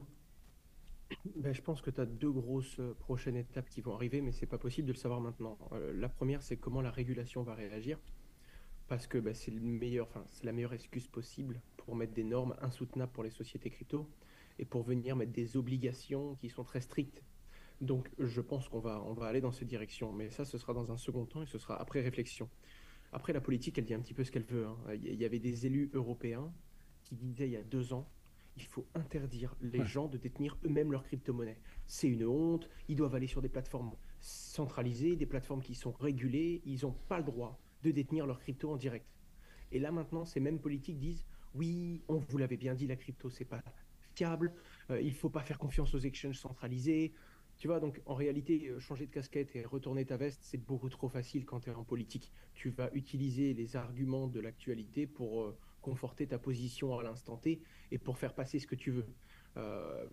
On le voit avec beaucoup d'élus, en tout cas sur les réseaux sociaux et sur leur communication publique. Ils vont simplement parler à l'instant T pour que ça convienne au mood de tout le monde et pour qu'on soit d'accord avec eux sur du court terme. La deuxième chose qui risque d'arriver, ça va être les enquêtes et l'effet domino qu'on peut avoir. C'est-à-dire que la vraie question qu'il faut se demander, c'est est-ce qu'il a fait une faute ou une erreur? Pour tout le monde, il a fauté, d'accord? C'est ce qui fait qu'il a fait des choses qui étaient totalement illégales entre Alameda et entre FTX. Et ça peut avoir des conséquences, du pénal, etc., etc. En attendant, est-ce que ça va faire tomber d'autres sociétés? Ça prend du temps. Tu sais, on l'a vu avec UST, on l'a vu avec Celsius. Il y a beaucoup de sociétés qui aujourd'hui sont peut-être en difficulté, peut-être en défaut de paiement et le cash. Et donc, elles vont aller chercher de la liquidité ailleurs et vont essayer de lever des fonds au plus vite pour ne pas être en défaut de paiement. Et donc, si elles arrivent à lever des fonds pour ne pas être en défaut de paiement, elles ne vont pas annoncer qu'il y a de difficultés. Pourquoi faire peur au marché si on est capable d'être solvable? Donc, il y a ces 2 grosses étapes. Le côté financier, le côté domino qu'on ne peut pas encore vérifier tout de suite. Et l'autre côté, qui lui est un côté purement politique et régulation, qui va mettre un petit peu plus de temps à arriver, surtout qu'on sait qu'en ce moment, la situation géopolitique est complexe. Du coup, les crypto-monnaies, dès que ça prend un petit peu de place, on statue très vite, tu vois. Et du coup, c'est quoi la time frame pour toi? C'est-à-dire que tu penses que là... Moi, j'ai déjà donné ma vision, etc., mais la tienne m'intéresse vraiment. C'est-à-dire que tu penses qu'on peut se relever rapidement, l'écosystème peut se relever rapidement, ou tu penses que ça va prendre plusieurs mois, années? c'est quoi les next steps? C'est-à-dire que c'est quand même, c'est quand même compliqué, tu vois, de se dire. Il y a des sociétés qui sont game over, c'est sûr. Et tu as des gens, tu sais, enfin, c'est comme la confiance. Soit tu la rayes, soit tu la brises. Pour certains, elle est brisée. Tu as des gens qui découvraient l'écosystème, même s'ils aimaient bien les crypto-monnaies. Il suffit que tu sois un débutant, que tu avais 90% de tes assets sur FTX, fin de la partie. Puis tu sais, en plus, tu es dans un truc où tout le monde l'avait vu venir aujourd'hui. C'était comme UST, tu sais. Tout le Ouais. monde, c'était évident, c'était certain.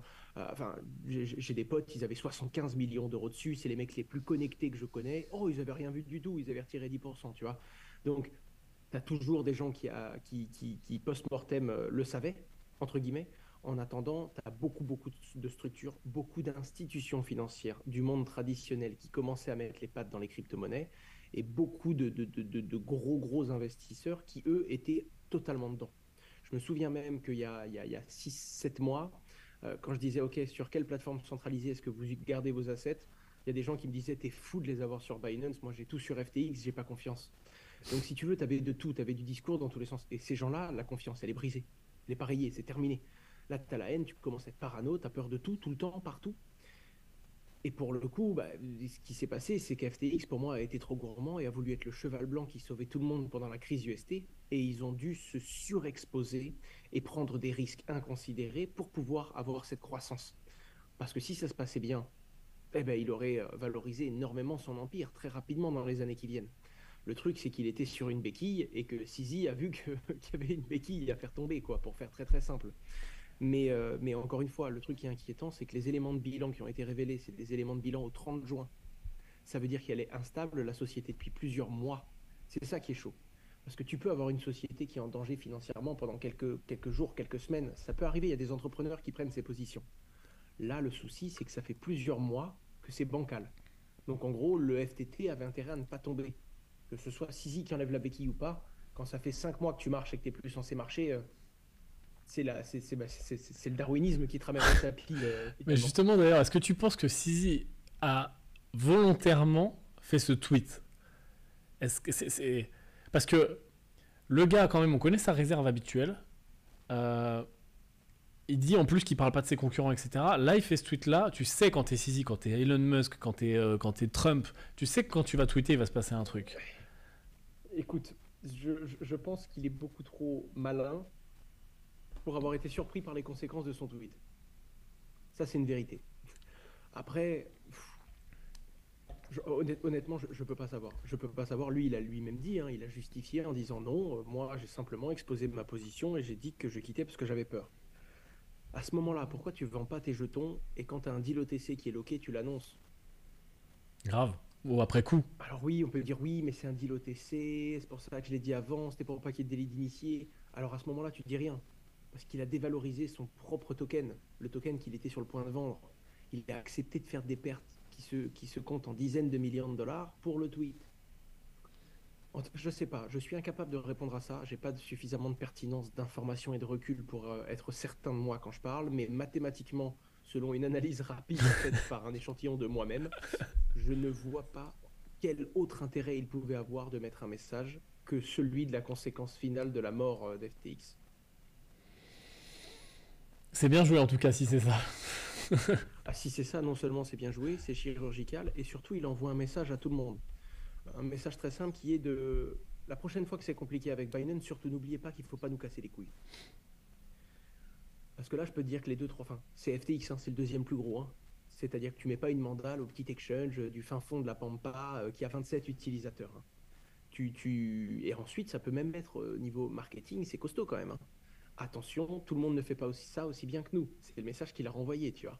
Attention, même quand ils ont l'air carrés, ils ne le sont peut-être pas. C'est le message qui... Mais bon, après, derrière, tu te mets peut-être à dos de la politique, tu te mets peut-être à dos un écosystème, la régulation, ça va te frapper comme tout le monde, les utilisateurs ont peur, tu as créé une crise de confiance. Je ne sais pas. Franchement, j'ai pas la réponse parfaite. En attendant, ouais, ça va prendre du temps. Ça va dépendre également du nombre de dominos qui vont tomber derrière, s'il y en a qui tombent, parce que j'ai tellement foi aux entrepreneurs et leur capacité à lever de l'argent. C'est fou ce qu'on peut faire en période de crise.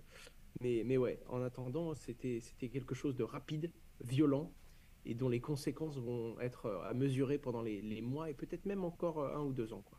T'as été touché toi au fait Je t'avais même pas demandé perso ou avec ta boîte? En perso, un petit peu, mais je m'en sors très très bien. Je vais te raconter après, il se passe quelque chose d'assez fou. Mais avec la société, non. Et Ok. pour le coup, par chance. Parce que franchement, on avait FTX qui nous proposait un contrat, qui nous proposait de la liquidité bien rémunérée, on en aurait apporté, évidemment. Donc non, non, non, on n'y était pas ni en direct, c'est-à-dire qu'on n'utilisait pas la plateforme pour échanger, pour trader, ni pour conserver les fonds de nos clients. Donc on a vraiment eu de la chance, c'est qu'on n'était pas du tout en première ligne. Du coup, on a réduit notre exposition parce qu'on a quelques produits sur de la finance centralisée. Un produit exactement, le produit de lending, et on a diminué notre exposition qui est passée de 40% à la CeFi à moins de 17%, quoi. Donc c'est, enfin, en vrai, si on s'était pas fait taper par UST, on n'aurait pas été aussi agile et on n'aurait pas, enfin là, on avait le mode bunker activé en 48 heures, tu vois ce que je veux dire? Ce qui était assez fou. Mais non, on n'était même pas sur FTX au moment où ça a pété, donc on n'a même pas eu besoin de se replier ou de se retirer de notre lien avec eux directement, quoi. Ok, je reviens sur ta réflexion sur Binance qui pose un peu les coronets sur la table. Et finalement, dans un monde futur où le plus gros exchange est maintenant Binance, pas le deuxième, enfin le plus gros avec un deuxième pas loin, le plus gros, genre il est là, tu vois, le château, la forteresse. Autour encore quelques petits, mais bon, on a une situation de quasi-monopole. En tout cas, quelqu'un qui est très fort. Est-ce que ça va pas complètement, euh, finalement, à l'encontre des cryptos?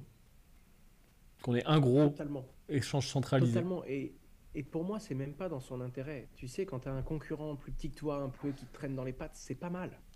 Parce que tu peux comparer tes solutions aux siennes, parce que tu as toujours quand même quelqu'un de ton environnement, tu n'es pas tout seul, tout seul, tout seul. Je ne comprends même pas, même d'un point de vue de la concurrence et même d'un point de vue du marché. Enfin, tu vois, c'est pas comme si FTX avait 70% de ses volumes. Tu vois ce que je veux dire? FTX avait 10% de ses volumes. Le concurrent qui fait 10% de ton volume n'est pas un concurrent qui doit te faire peur. C'est ça que je ne comprends pas. Alors, il y a des gens qui disent oui, mais FTX était sur le point d'annoncer une levée de fonds, ce qui est vrai. Une levée de fonds de 7 milliards en plus, je crois. Et là, il serait devenu menaçant. C'est possible. À ce moment-là, il a peut-être décidé de les striker. D'un autre côté, oui, FTX était très régulé, ils se rapprochaient de la politique américaine, ils étaient un peu proches, ils commençaient à avoir des contacts assez forts. Ils devenaient menaçants d'un point de vue politique. Possible, mais tu t'appelles Sisi, tu arrives à Paris, tu te passes un coup de fil, tu annonces que tu vas mettre 100 millions et paf, tu t'installes à Paris. Tu vois ce que je veux dire? T'as pas besoin de ça. Et en plus, tu sais que ton concurrent s'est mis dans la merde, c'est-à-dire qu'il s'est endetté partout pour racheter toutes les sociétés qui pissent du sang à cause du ST. Et donc tu sais qu'ils vont mettre quelques années avant de rebondir et avant d'être réellement costauds. Et en plus de ça, apparemment, tu connais beaucoup, beaucoup de choses sur leur façon de fonctionner en interne et tu sais que c'est pas net partout. Je ne comprends pas pourquoi il aurait eu peur et pourquoi il aurait voulu se mettre dans cette situation de monopole. Sachant que plus tu es en monopole, plus tu dois justifier transparence, décentralisation, et c'est ce qu'il est en train de faire là. Il propose des outils pour que les gens puissent retirer. Enfin, je pense que le montant en dollars que les gens ont retiré de Binance par peur d'une crise de confiance est bien supérieur à ce qui a été retiré et ce qui a tué FTX, hein. Oui, c'est clair, bah, c'est pas la même taille d'acteur. Ok, alors, pour aller de l'avant, qu'est-ce que tu proposes aux gens? Parce que c'est quand même compliqué, c'est-à-dire, qu'est-ce que tu conseillerais? On fait quoi? On panique? On sort des exchanges? On va sur du cold wallet? Alors, ceci n'est pas un conseil en investissement, Non, non, mais un conseil en bien comportement, sûr. tu vois? Le comportement, déjà, détenez vos clés privées. Premier truc, hein. J'adore les exchanges, j'adore ça. Je trouve ça super pratique, je trouve ça super utile. J'ai moins de 3% de ce que je détiens sur des exchanges, systématiquement, depuis 2018. Depuis que je me suis fait hacker un premier compte d'exchange, parce que Oui. je pensais que les exchanges étaient complètement inviolables, et depuis que j'en ai vu un se faire taper et se faire voler. Et pourtant, je suis CEO d'une plateforme centralisée. Mais soit elle t'apporte de la valeur et tu laisses de l'argent dessus, soit tu retires. C'est-à-dire que utiliser une plateforme pour staker de l'argent, pour faire du lending, je peux comprendre à la limite, mais à quel moment tu as un Bitcoin inutilisé qui dort dans ton solde? Non, tu le prends, tu le mets sur une clé privée. C'est le concept même de la blockchain, c'est la valeur qu'on va chercher finalement. Donc, utiliser une plateforme qui peut avoir un problème parce que tu utilises un de ses produits financiers, ça fait mal, mais c'est le jeu. Par contre, avoir de l'argent en solde, comme laisser de l'argent dormir, qui ne génère pas d'intérêt sur un compte, comme si tu laisserais de l'argent à la Société Générale ou à la Caisse d'épargne, non, il faut se réveiller, pas dans la crypto. Et du coup, le plus important, c'est qu'il faut laisser l'argent qui est strictement nécessaire, celle qui va faire des petits finalement et générer des intérêts. Ça, c'est la première leçon qu'il faut tirer et c'est toujours pareil. Quand tu t'es fait taper sur les mains, soit tu t'es fait péter les phalanges et là tu dis ok, je reviendrai plus jamais dans la crypto, je me casse. Là, c'est bien dommage pour toi. Soit tu en tires une leçon, tu dis ok, je recommence, mais cette fois-ci, j'utilise les bons outils au bon endroit et surtout ma crypto-monnaie qui dort, mon trésor de guerre, ben, je le laisse dans un coffre, je le laisse pas sur la table. Et c'est exactement ce qu'ont fait beaucoup de gens qui se sont fait prendre. Moi, pour le coup, je me suis fait taper quelques Ethers. J'utilisais un service sur la plateforme qui me donnait des intérêts sur ces derniers. J'aurais pas laissé sinon des Ethers dormir sur une plateforme d'exchange. Et sur Binance, j'ai une minorité, mais toutes les semaines, je me connecte et je vois les soldes dormants et je le retire en cold wallet ou alors je le restake ou je le réutilise. Même sur Binance. Ok, Ça, c'est la première grosse leçon. ouais, je pense que c'est des bons conseils. D'ailleurs, dans le chat, hein, posez vos questions. N'hésitez pas, je sélectionne les questions pour Asher. Il y avait une question tiens, qui était intéressante, je remonte un petit peu. Elle remonte au début, mais c'est pas grave. Quelqu'un se posait la question, je switch un peu de sujet. Comment le hash rate peut être aussi haut et continuer à monter et le prix baisser autant que ça? Est-ce que c'est un signe de quelque chose ou c'est lié à autre chose? Tu as toujours un délai. En fait, c'est tellement rentable de miner pendant le bull run et le Bitcoin monte tellement haut que tout le monde achète des machines, tout le monde investit. Mais comme c'est du hardware, des fois, tu as des délais de livraison. En plus de ça, tu as eu le Covid en Chine qui a réduit la production et qui a allongé les délais. Du coup, tu as des mecs qui reçoivent, pas aujourd'hui, j'abuse peut-être un peu, mais ils ont reçu il y a 2 mois leurs mineurs. Donc la dynamique du on a dépensé de l'argent, on est commit, on est skin in the game, on va brancher nos mineurs. Et la dynamique du oh le prix du Bitcoin redescend, c'est deux choses différentes. Sauf que ben, là maintenant, autant dire que ceux qui ont acheté leurs mineurs et qui les branchent maintenant avec un Bitcoin qui est 3-4 fois moins cher qu'à 67 000 $ quand ils ont acheté la machine, ben, tu te rends compte que tu as acheté ta machine très très cher. Mais c'est pour ça qu'il y a des gens qui disent ouais Bitcoin là avec FTX, crise de confiance, il est à 16 000. Au contraire, Bitcoin il a fait que envoyer un message très simple. Je vous avais prévenu, détenez vos clés privées, c'est à ça que je sers. C'est exactement le message que Bitcoin a envoyé, quoi. Et pour enfin, il y a beaucoup de gens, et c'est ce qui m'embête toujours, parce que tu vois les médias mainstream dire ouais, les cryptos, encore un crash, c'est pas fiable. Non, vous n'avez pas compris. C'est encore des acteurs centralisés qui ont foutu le Bronx. C'est encore pas Bitcoin le problème. Et donc là, il y a des gens qui perdent confiance en Bitcoin, alors que son réseau a eu un maximum d'hash rate par définition technique avec un raccourci énorme. Le réseau n'a jamais été autant sécurisé. Il n'est pas trop utilisé, donc en plus, il n'est pas trop surchargé. Il y a des transactions qui sont super rapides et qui sont un peu coûteuses. Le truc est toujours inviolable et inviolé depuis 2008. Et vous pouvez en acheter à 16 500 $. Voilà, pour beaucoup, et moi ça commence à me faire mal parce que j'en rachète depuis 35 000. Donc j'en ai acheté à 35, j'en ai racheté à 32, j'en ai racheté à 29, beaucoup à 24 500, énormément à 19 000. Et là j'ai fait un gros batch de rachat vers 16 500 $, j'en ai racheté. Mais là je me dis, ok, soit, et je n'y crois pas une seule seconde, les gens perdent confiance en cet asset, c'est faux, parce que toute personne qui le comprend techniquement ne lui tournera pas le dos. Il suffit de le comprendre en fait pour se rendre compte qu'il n'y peut rien et qu'au contraire ça ne fait que prouver son utilité et sa résilience. Soit on est en train de vivre un moment d'opportunité, peut-être qu'on peut connaître un Bitcoin à 12 ou peut-être un Bitcoin à 8000. Tu peux imaginer un Black Swan, j'en sais rien moi, l'Europe qui rentre en guerre, ça panique encore plus, j'en sais rien. Mais en attendant, je pense que sur le prix de cet asset, je ne me voyais pas le revoir aussi bas. Ok. En même temps, c'est prix de Black Swan, hein. Un DeFi, un CeFi, en quelques mois, dans la pire année, dans la plus grosse Ouais, avec un sale décompression, contexte macro. avec un sale contexte macro, on parle de guerre, on parle de pandémie, on parle de dette, de crise énergétique, à un moment où les cryptos sont basés sur l'énergie pour la plus grosse, donc tout le monde en gueule dessus. Là, tu te dis, bon, s'il y avait un environnement de panique extrême qui te permettait de revoir des prix intéressants, on les a peut-être trouvés.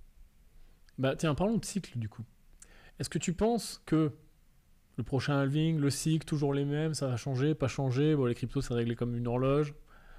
En 2024, c'est reparti. C'est quoi ta vision par rapport à ça? Pour moi, c'est drôle, mais le fait que ce soit réglé comme une horloge, c'est parce que l'être humain en a. C'est drôle, je t'ai entendu parler tout à l'heure, hein, les lignes magiques, moi j'y crois pas trop. C'est pareil. Pour moi, ça permet de se positionner, d'améliorer son point d'entrée, son point de sortie, mais il n'y a rien de mieux que les fondamentaux. D'accord? Ce qui fait que Bitcoin est une horloge, c'est parce que les êtres humains regardent Bitcoin et que les êtres humains vont pricer, anticiper, acheter et vendre un petit peu comme des horloges. C'est ça qui fait que le cours est aussi réglé. Parce que la réalité, c'est que tu as Apple qui annonce demain, on va injecter 75 milliards sur Bitcoin, et puis son prix, il va monter à 45 000 $. D'une minute à l'autre, on dira, waouh, qu'est-ce qui s'est passé? On ne comprend pas. Oui, tu comprends très bien. Le truc est encore, même s'il est très liquide, un Bitcoin, le truc est encore il est encore petit au niveau du volume, premièrement. Et en plus d'être petit au niveau de son volume, il n'est pas véloce.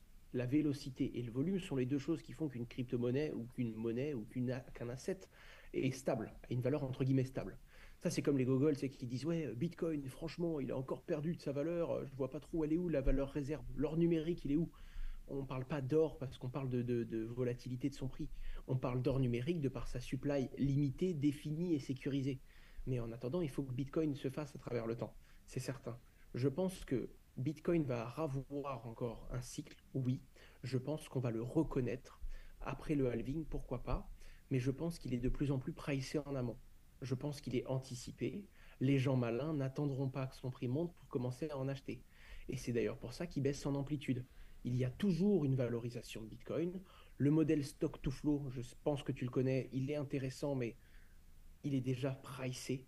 C'est-à-dire que même s'il y a des gens qui rentrent, et même si on est toujours surpris par une surmédiatisation et les nouveaux entrants, qui à chaque cycle sont encore plus gros, je pense que les investisseurs avertis, les gens qui font un petit peu d'analyse des fondamentaux de ce marché et de son historique, ont commencé à comprendre que il faut rentrer avant que la valorisation se fasse et que ça ne sert à rien d'attendre que tout le monde se presse à la petite porte de Bitcoin et que son prix monte pour en acheter.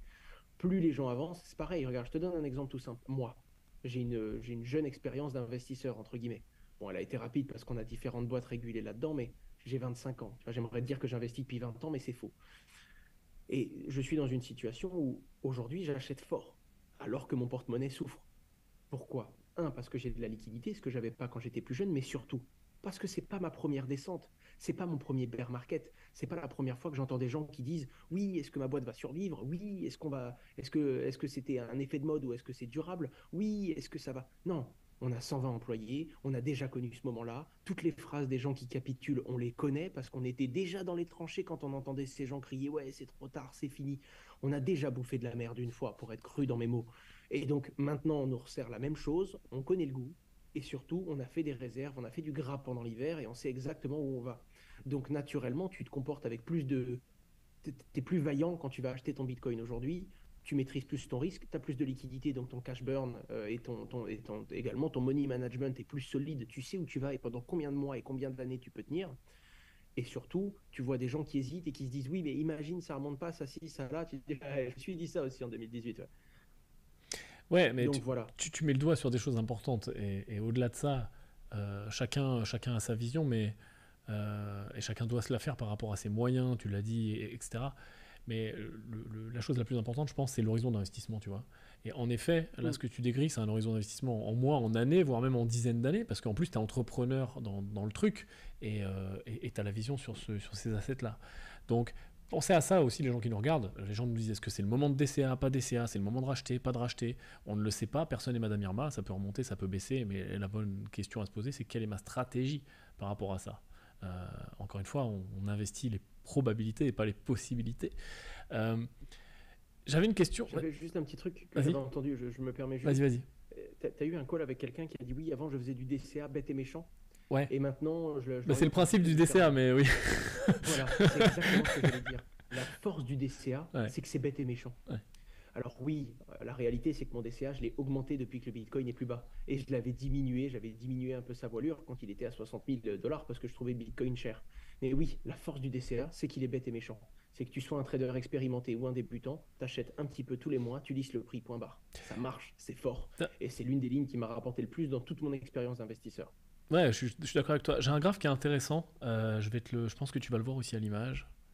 Tu le vois ou pas? Ouais, je le vois. Alors, qui n'a rien à voir avec les cryptos, mais je voulais en parler. Je l'ai souvent sur moi. C'est le total return du marché action américain, entre 1871 et 2012. Et en bas, on voit que c'est les temps de détention, donc entre 1 jour à 30 ans. Et on voit que tout ce qui est trader, on va dire, qui détiennent 1 jour, 2 mois, 3 mois, tous les gens en court terme, ont un pourcentage de positif, de win, entre 50 et 60%. Ce qui est tout à fait normal, il y a des gens qui gagnent, des gens qui perdent, etc. Par contre, ce qui est super intéressant, c'est de voir que même en étant mauvais, et en détenant 30 ans, on connaît tout ce qui s'est passé sur les marchés financiers pendant 30 ans, il y a eu plein de crises, il y a eu de l'inflation plusieurs fois, il y a eu les subprimes, il y a eu la bulle Internet, tout ce que tu veux. Et finalement, par la mécanique des choses, est forcément positif à la fin, puisque les marchés, quand même, ils sont globalement haussiers. Donc même en étant mauvais, tu arrives à être positif. Je trouve ce chart intéressant. Il n'est pas non plus à prendre au pied de la lettre, mais je pense qu'il fonctionne un petit peu avec tous les actifs et je pense qu'avec les cryptos, il peut fonctionner de la même façon. L'écosystème est beaucoup plus jeune, mais s'il survit, on l'espère, ça va ressembler à ça. Non, je pense aussi, et surtout si tu restes sur des gros assets, parce que tu paries même pas sur une crypto en particulier, tu paries sur la techno. Donc tu vois, enfin, alors attention, il faut faire attention à pas arriver au début d'Internet, à prendre les premiers sites qui passent et te dire ça y est, j'ai Google, Facebook et Amazon. C'est ça le piège. Tu les as pas. Il faut 30 ans pour faire Google, Facebook et Amazon. Par contre, arriver et Bitcoin, mine de rien, dans les valeurs, c'est un peu la blockchain. Quand tu investis dans le Bitcoin, tu investis un peu dans la blockchain et dans les valeurs qu'elle porte. Ether, tu investis dans la programmabilité, le fait que tout le monde puisse facilement, enfin, si Bitcoin a prouvé la blockchain et son efficacité, Ether pour moi c'est Wix.com, tu vois, tout le monde peut venir et créer son site internet, entre guillemets. Ce que je veux dire, c'est que si tu arrives à bet sur quelques gros assets, notamment Bitcoin, Ether, parce qu'il n'y a pas besoin d'aller trop loin, hein, pour moi, tu paries sur la blockchain. Et à ce moment-là, ces deux assets sur une technologie qui est dans une phase d'hypercroissance, qui a fait ses preuves d'un point de vue usage, l'unicité numérique sur les NFT, la finance décentralisée, détenir votre propre clé privée, inclusion et liberté financière sans discrimination. Pour moi, sur du long terme, tu ne peux pas perdre, entre guillemets. Par contre, il y a quand même une réalité qui est la situation géopolitique, qui est l'énergie, qui est l'accès au numérique, qui font qu'il y a quand même des craintes. Hein. Tu vois ce que je veux dire? Il n'y a jamais de certitude absolue. Le Black Swan, tu dois le voir, et je pense que l'année 2022 nous l'a bien expliqué. Mais en tout cas, oui, je suis d'accord avec toi. Et je pense aussi que ce sont ceux qui... Tu sais, c'est toujours pareil, hein, ils achètent, ça monte. Oh, j'aurais dû acheter plus. Ils rachètent plus, ça descend. Oh, j'aurais dû vendre.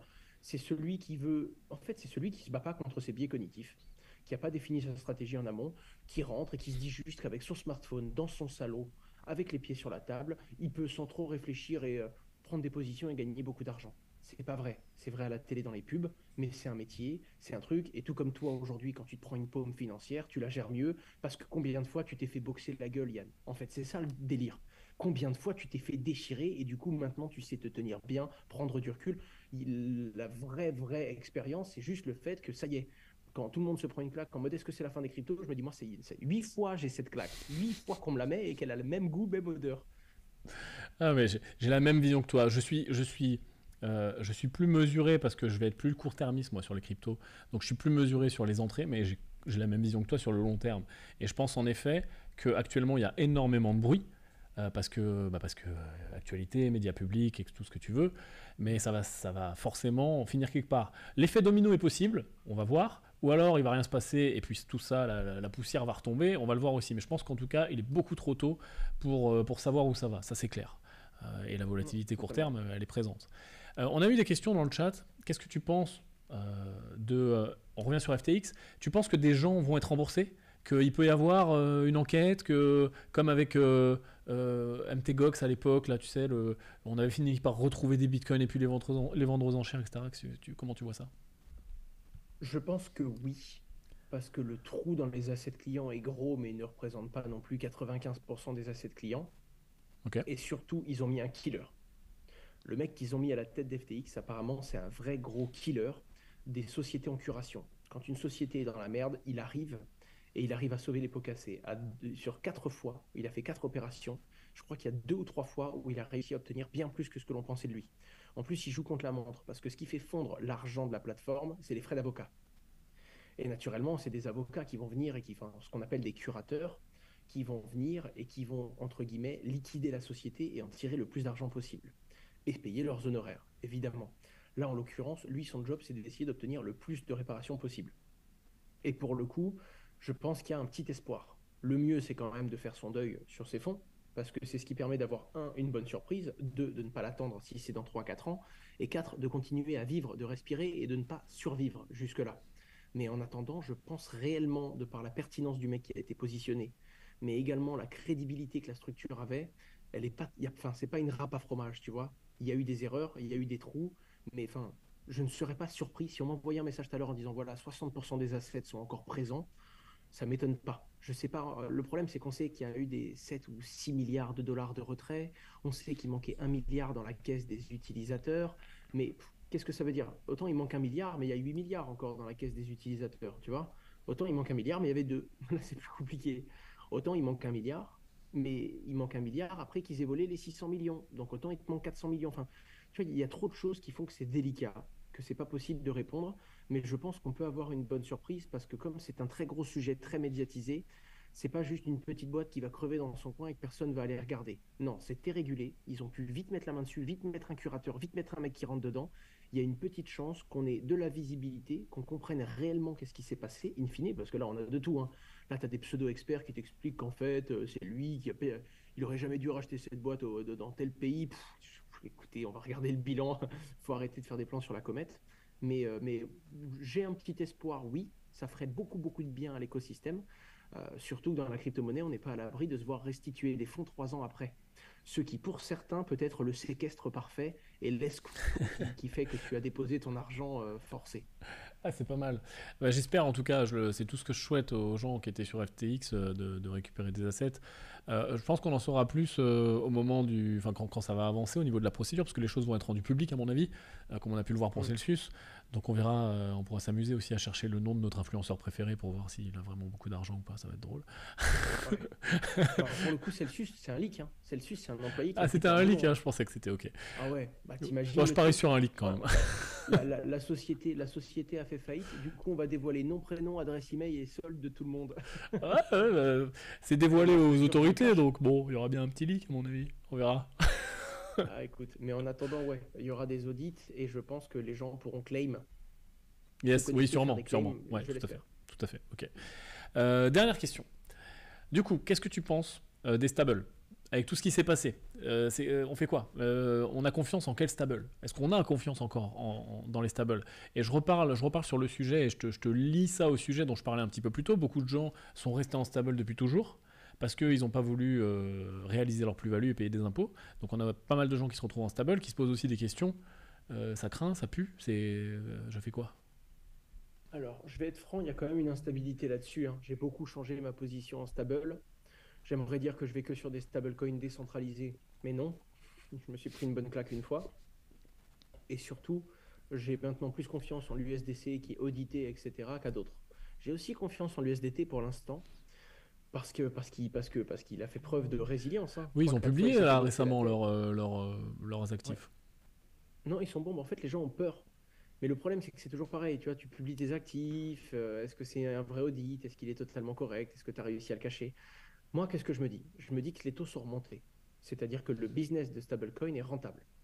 C'est simple, hein. Tu dois avoir, tu te rends compte, oh là là, pour avoir 70 milliards sur la blockchain, il faut que tu aies 70 milliards sur un compte en banque rémunéré à 6%.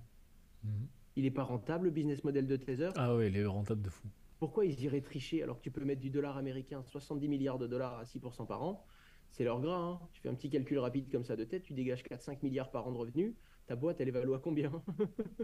Bref, en attendant, le truc, c'est que je diversifie évidemment, je reste agile, surtout, et je ne suis pas que sur des stablecoins dollars. Pourquoi? Parce qu'on a eu un beau jump, hein, euro-dollar, ça a été sympa. On a été contraint justement à cause des impôts, et moi, c'était même pas à cause des impôts, parce que ça va faire plus d'1 an que j'ai mon accord avec le fisc, mais j'ai pas encore trouvé de banque enfin, pour l'instant, je bosse avec plein de banques, mais je suis dans l'étape coloscopie. Qu'est-ce que tu vends, pourquoi, quand, comment t'es passé 10 000 euros d'étudiant à la fortune que tu as aujourd'hui, donc très compliqué. Mais c'est en train d'arriver. Je commence à avoir des grosses banques qui veulent récupérer mon nom et qui donc sont capables d'aller plus vite et de créer des process en interne pour m'onboarder, quoi. Et là, j'arrive au moment où je me dis, putain, ce serait pas mal quand même de changer une partie de mes dollars en euros parce que j'ai fait un bon gain de change. Et j'étais forcé, hein, j'étais pas sur le dollar parce que je l'avais vu venir, c'était évident, non. J'étais sur le dollar parce que je pouvais pas revenir sur de l'euro sur mes comptes parce que j'allais payer mes impôts. Et je ne me vois pas laisser tout sur une plateforme d'échange en euros pendant 3 ans jusqu'à trouver une banque. Non, pas du tout.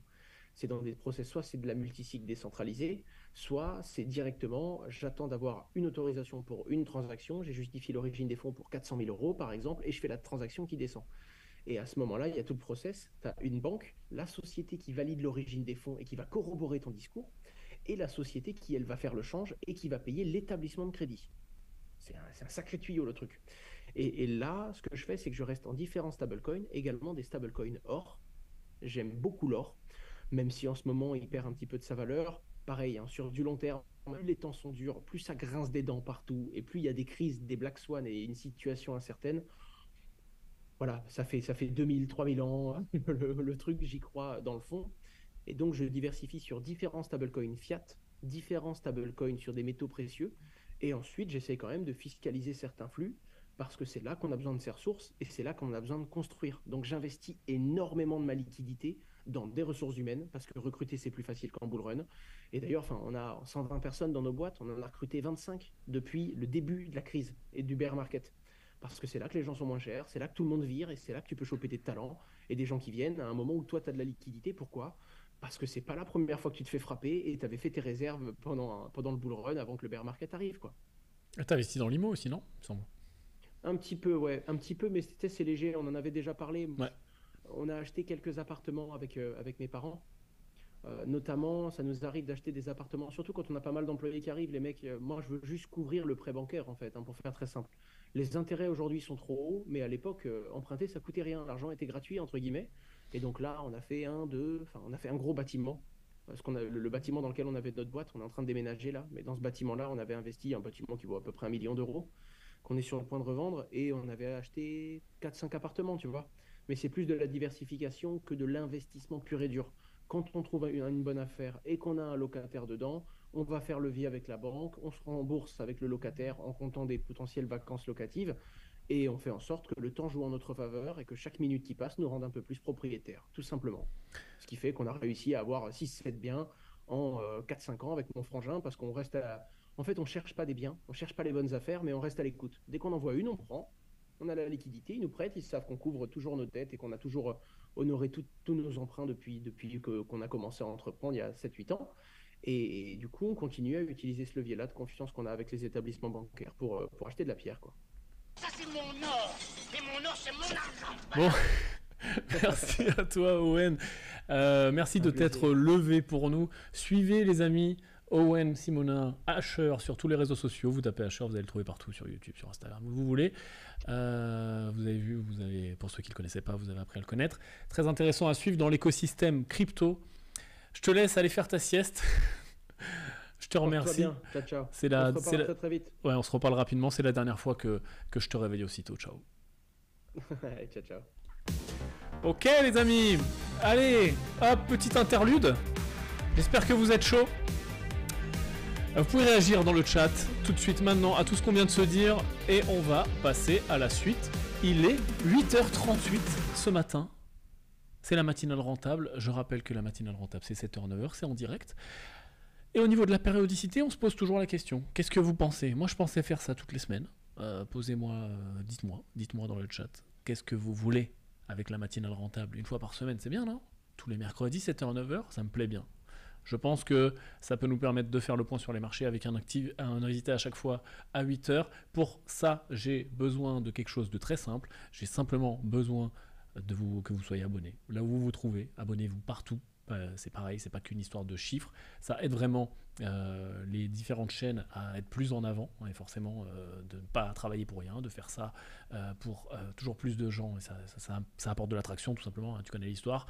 Pareil sur les likes, les cœurs, machin, pète tout ce que tu peux, soutenez-nous, c'est du travail tout ça. En plus de toutes les diverses activités et entreprises, vous avez vu si Owen dort pas, c'est qu'il est encore en call. Et les histoires sont vraies, hein, je l'ai harcelé encore hier, il me disait tu me saoules, j'ai un call jusqu'à 2h du mat. Mais on est là aussi, et il faut que ça vaille le coup ce qu'on fait. Et donc on espère vous apporter un maximum de valeur. Et on compte sur votre partie du soutien finalement, hein, votre partie de l'accord, qui est juste d'envoyer des pouces et des likes et des cœurs et des commentaires. Et de partager si vous voulez, c'est le mieux. Donc bref, je pense que nous ferons la matinale rentable une fois par semaine. Restez de toute façon connectés à mes divers réseaux sociaux, puisque je vous tiendrai au courant, comme à chaque fois, sur les dates, les plateformes. A priori tous les mercredis, mais il y a certains mercredis où tu connais l'histoire, je vais être là en voyage dans un avion, donc peut-être que certaines semaines ça se décalera. Quoi qu'il arrive, restez connectés aux différents réseaux sociaux. Vous aurez toutes les infos en temps réel. Il nous reste 20 minutes dans cette matinale. Je vous propose de faire encore 2 petites séquences qui m'intéressent. La première, ça va être finalement, je vous propose de vous emmener un petit peu dans le passé. Je vous propose de vous emmener un petit peu finalement, tiens, je vais Je vais vous raconter une histoire un petit peu comme Père Castor raconterait une histoire. On va se mettre au bord d'un feu, un petit feu de bois qui crépite. Et je voudrais vous parler de ce jour-là, en novembre 1793. Et pourquoi j'adore ce genre de parallèle et ce genre de séquence avec l'économie, l'entrepreneuriat, etc. C'est de voir à quel point on a pu évoluer, les gens ont pu évoluer, l'économie a pu évoluer, les entreprises ont pu évoluer, le progrès technologique, etc. etc. Et aujourd'hui, on va parler finalement d'un progrès peut-être humain, ou en tout cas un courant, une vision économique, sociale, politique. Et vous allez voir que c'est quand même très bizarre ce qui se passe. Novembre 1793, ce jour-là en 1793. On est en plein siècle des Lumières, ok. C'est-à-dire que 1793, et tout le siècle, c'est là que les grands philosophes, les grands mathématiciens, etc. ont commencé à vraiment voir le monde comme il est aujourd'hui, ou en tout cas comme on le connaît aujourd'hui, et à rentrer non pas dans l'obscurantisme ou les croyances divines ou la magie, mais plus la science. On est juste après la révolution de 1789. On est juste après la déclaration des droits de l'homme et du citoyen qu'on a tous vu à l'école. D'ailleurs, à cette époque-là, on n'écoute pas la musique d'aujourd'hui. À cette époque-là, on écoute plutôt ce genre de truc. Voilà, ça c'est le Requiem de Mozart, 1791. On est 2 ans après. C'était un peu dramatique comme musique, hein. Donc on est dans cette ambiance. On est juste après l'abolition de la monarchie constitutionnelle. On vient de guillotiner Louis XVI le 21 janvier. Donc nous sommes en novembre, il y a très peu de temps. On est en pleine instauration de la Première République. On vient de créer l'Assemblée nationale, ce truc qui existe encore aujourd'hui, qui est une vieille institution française. Est-ce qu'il n'est pas temps d'aller de l'avant? Je ne sais pas, mais en tout cas, on est à ce moment-là. Il y a encore des guerres civiles à l'époque. Il y a la guerre civile en Vendée. Il y a encore la terreur. Il y a encore des guerres avec des puissances étrangères. Il y a encore beaucoup de tensions entre les riches et les pauvres, même si la Première République, la Déclaration des droits de l'homme, etc. C'est l'année de la science. On crée le musée d'histoire naturelle. On instaure officiellement l'unité de mesure du kilo. On instaure officiellement le système métrique à ces dates-là. Et ma question, c'est finalement, est-ce que ce jour de novembre 1793, ça ne serait pas également le jour de la création du socialisme, avant même que le mot existe? C'est-à-dire que l'utilisation du mot s'est répandue 30 à 40 ans après. Pourquoi? Parce que c'est exactement à ce moment-là qu'est née la miche. Oui, la miche, les amis. La miche. Vous aimez les miches? Vous voulez une bonne miche? Je vous mets une miche, vous la voulez bien cuite ou pas? Comment ça se passe? La miche de pain. En précisément novembre 1793, on a créé la miche. Et quand je vais vous dire qu'on l'a créée, c'est pas qu'on l'a créée, elle existait, on savait faire du pain. Mais on a légiféré sur le fait que tous les Français, un décret de la Convention stipule que tous les Français doivent manger le même pain. Je cite, la richesse et la pauvreté devant également disparaître du régime de l'égalité, il ne sera plus composé un pain de fleur de farine pour le riche et un pain de fleur de son pour le pauvre, mais tous les boulangers seront tenus sous peine d'incarcération de faire une seule sorte de pain, le pain égalité. On dirait un discours de campagne présidentielle de Macron, mais non, ça s'appelait vraiment le pain égalité. En gros, avant, il y avait 2 sortes de pain, un pain de riche, un pain de pauvre. On a dit, c'est fini. Les boulangers doivent, sous peine d'être jetés en prison, faire le pain égalité. On est avant l'invention même, le mot du socialisme. Le pain en question, c'est un pain à base de farine, de froment, levain, du sel et de l'eau, hein, la bonne vieille miche qu'on connaît, hein, je vous en mets une, je vous en mets 2, comment ça se passe chez la boulangère. La grosse boule. Napoléon III, même un petit peu plus tard, 1856, a voulu même réglementer la taille du pain, le poids du pain. Il y avait une taille à un poids spécial. Et finalement, ce pain, il est resté en France très longtemps, avant qu'on connaisse la baguette qu'on connaît tous. Et d'ailleurs, petite anecdote également sur la baguette, finalement, elle est arrivée plus tard, et elle est arrivée du fait au moment de la Troisième République, donc beaucoup plus tard, quand on construisait le métro, il y avait encore des soucis, il y avait des bagarres souvent entre les ouvriers, parce qu'il y avait des ouvriers immigrés de différents pays qui étaient embauchés pour construire le métro. Et vu qu'ils avaient des couteaux pour couper les fameuses miches, ils se battaient et souvent il y avait des meurtres, hein, ils se plantaient avec leurs couteaux. Et à ce moment-là, encore une fois, on a légiféré, et Et on a interdit la miche, et on a dit qu'on voulait créer un pain qui se coupe à la main. Voilà, tout simplement. Et donc on a retiré les couteaux aux travailleurs, ils ont eu leur pain qui se coupe à la main, ils n'avaient plus besoin de couteaux, et ça évitait qu'ils se plantent. Qu'ils se plantent entre eux. C'est quand même fou comme histoire, non ? Le pain égalité, les amis. Pensez à ça quand vous, quand vous allez à la boulangerie. Dans la loi, jusqu'à il y a quand même relativement peu de temps, finalement, sur l'échelle du monde, on était obligé de créer ce pain égalité. Il est 8h46.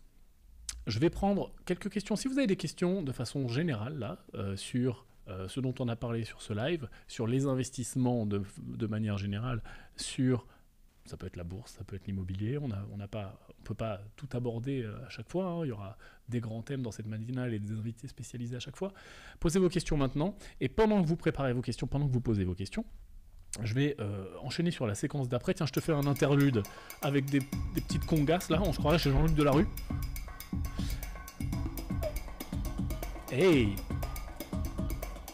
Bonjour, bienvenue chez Jean-Luc Delarue. Le livre de la semaine. Toutes les semaines, je vais te présenter un livre que j'ai soit lu cette semaine-là, soit récemment, pour que tu avances. Je sais que tu apprécies beaucoup ça.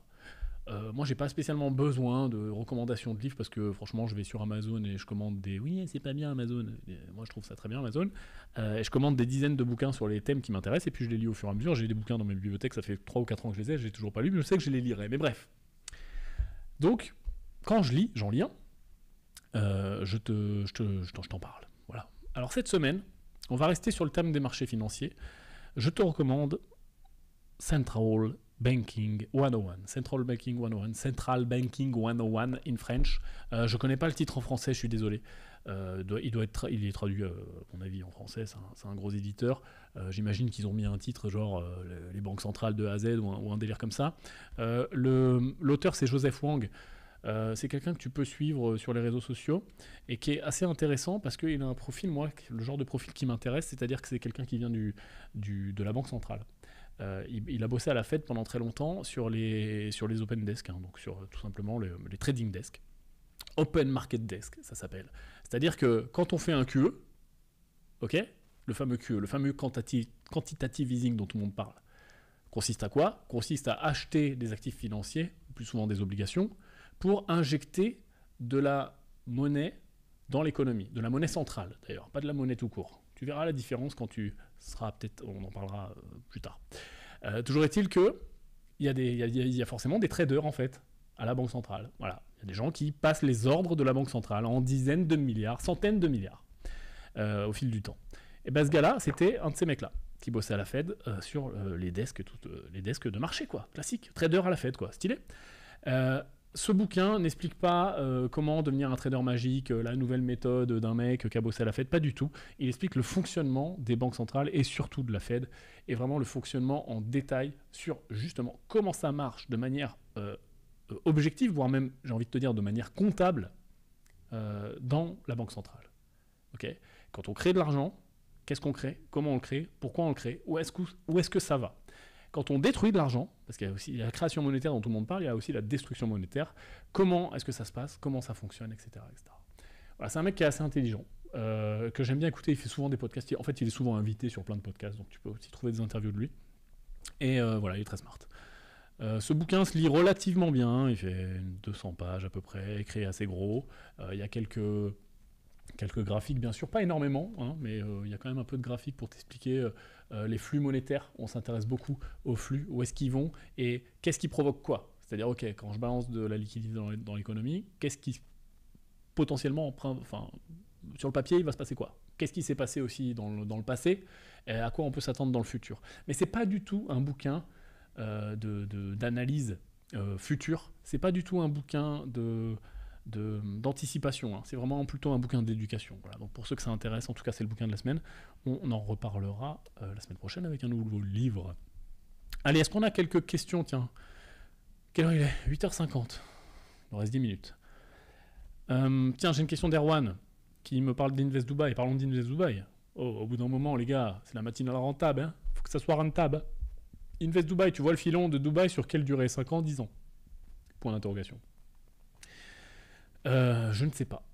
Toujours est-il que je vois un filon, entre guillemets, si tu peux appeler ça un filon, je vois une traction qui est immense sur Dubaï. Vraiment pour y habiter au quotidien, pour être au quotidien quasiment sur les chantiers, voir les maisons, etc. et parler aux gens et voir l'économie. Tu vois, quand tu habites dans un pays, je veux dire, tu vois ce qui se passe, et dans une ville.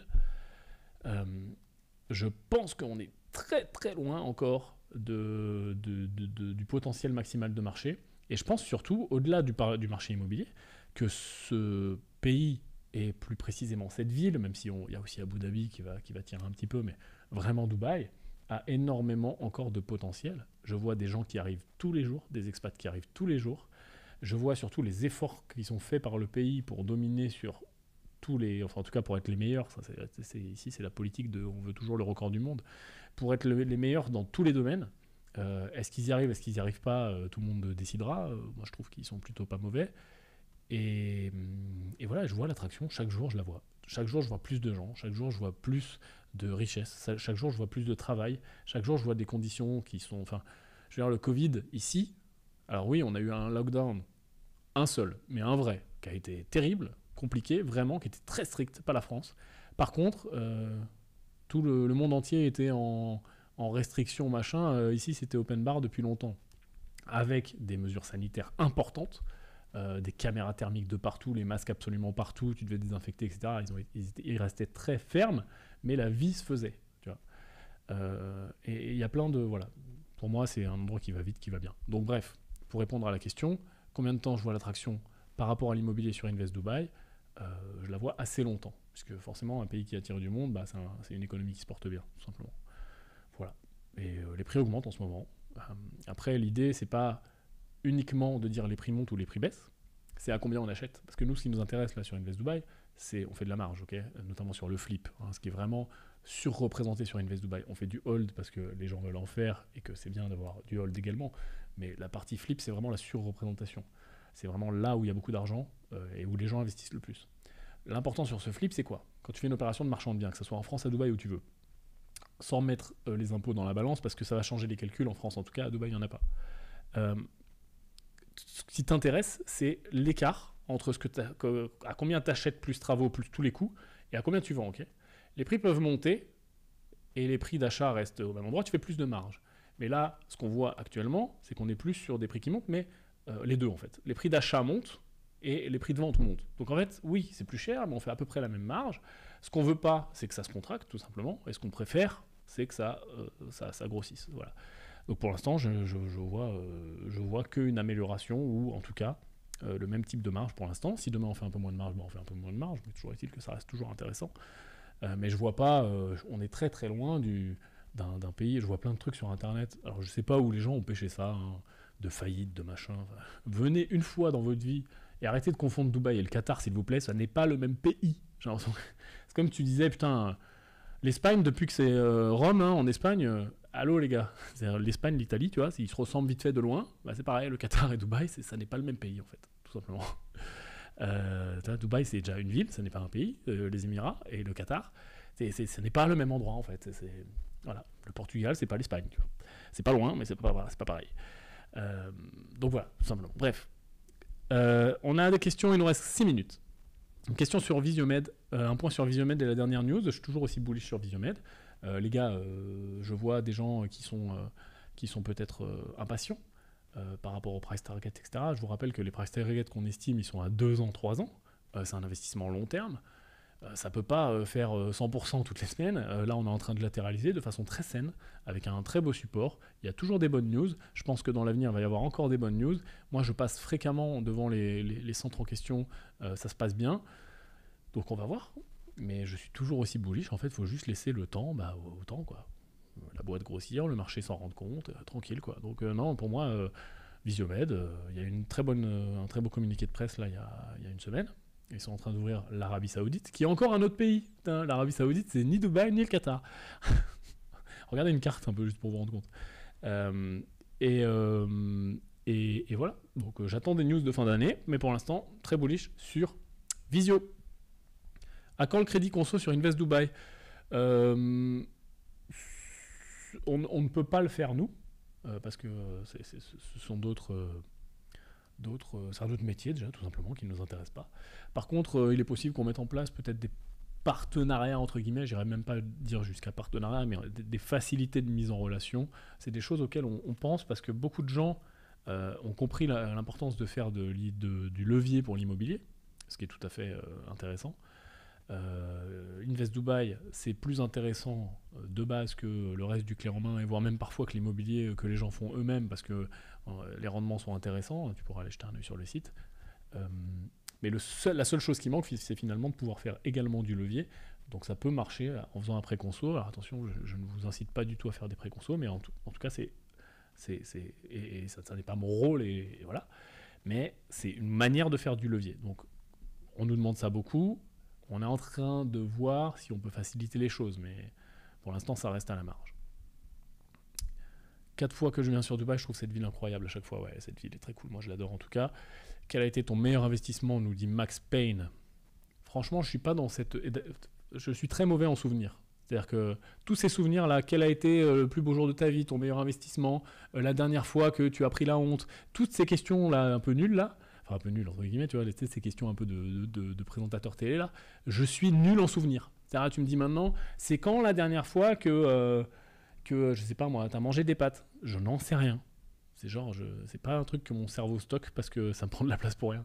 Donc, quel a été ton meilleur investissement? J'en ai absolument aucune idée, et j'ai pas trop en plus la culture du meilleur investissement, d'aller faire des pourcentages, etc. Je préfère l'investissement, c'est plutôt un marathon plutôt qu'un sprint, donc je préfère la jouer comme ça et avoir cet état d'esprit là tout simplement. Qu'est-ce qu'on a d'autre? En hebdo, ça serait le top. Oui, en effet, des gens qui nous parlent de la périodicité de l'émission, c'est bien sûr ce qu'il va se passer. Qu'est-ce qu'on a d'autre? Où trouver des données sur l'évolution des prix du marché immobilier? Sur Internet, j'ai envie de te dire. Il n'y a pas de site précis. Il y a plein de sites qui recensent ces données-là. Hein, donc, fais tes recherches. Si tu parles de la France, ça ne sera pas les mêmes. Je ne sais pas si tu parles de Dubaï ou de la France. Est-ce que Green Bull recrute des stagiaires? C'est quelque chose qu'on reçoit énormément. Allez voir sur greenbullgroup.com pour toutes les offres d'emploi. Vous avez une section recrutement ou talent, je ne sais plus comment elle s'appelle, pour toutes les offres d'emploi et également pour toutes les offres de stage éventuellement. On le fait assez peu, les stagiaires, parce que il faut on le fait d'ailleurs. Je ne veux pas dire qu'on le fait assez peu, si on le fait. On le fait plus en France qu'à Dubaï, bien sûr. Mais voilà, greenbullgroup.com, vous avez toutes les infos. Allez, je prends une dernière question, il est 8h58. Des news XRP en quelques mots, pour moi, XRP reste une crypto, donc c'est la même vision que sur toutes les cryptos. Les marchés vont ouvrir, j'ai rien à faire chauffer. Bonne chance pour l'ouverture française. Merci Anne pour le mindset que tu as su générer chez moi, merci à toi. Je vais tous vous remercier. Je vous rappelle que j'ai besoin de vous, de partage, de like, d'abonnement pour continuer cette matinale rentable. On part a priori sur une émission par semaine. Suivez-moi sur les réseaux sociaux pour être tenu au courant de tout ça. J'espère que votre journée va être tellement rentable que vous n'allez pas vous laisser tirer vers le bas, complicader, les discussions de machine à café, etc. Allez les amis, 8h59, c'est tout à fait l'heure d'aller au travail, c'est peut-être l'heure de repartir de l'avant, c'est peut-être l'heure de reprendre une activité normale. Je suis Yann Darwin, la matinale rentable toutes les semaines, tous les mercredis, 7h, 9h, on se retrouve bientôt, ciao.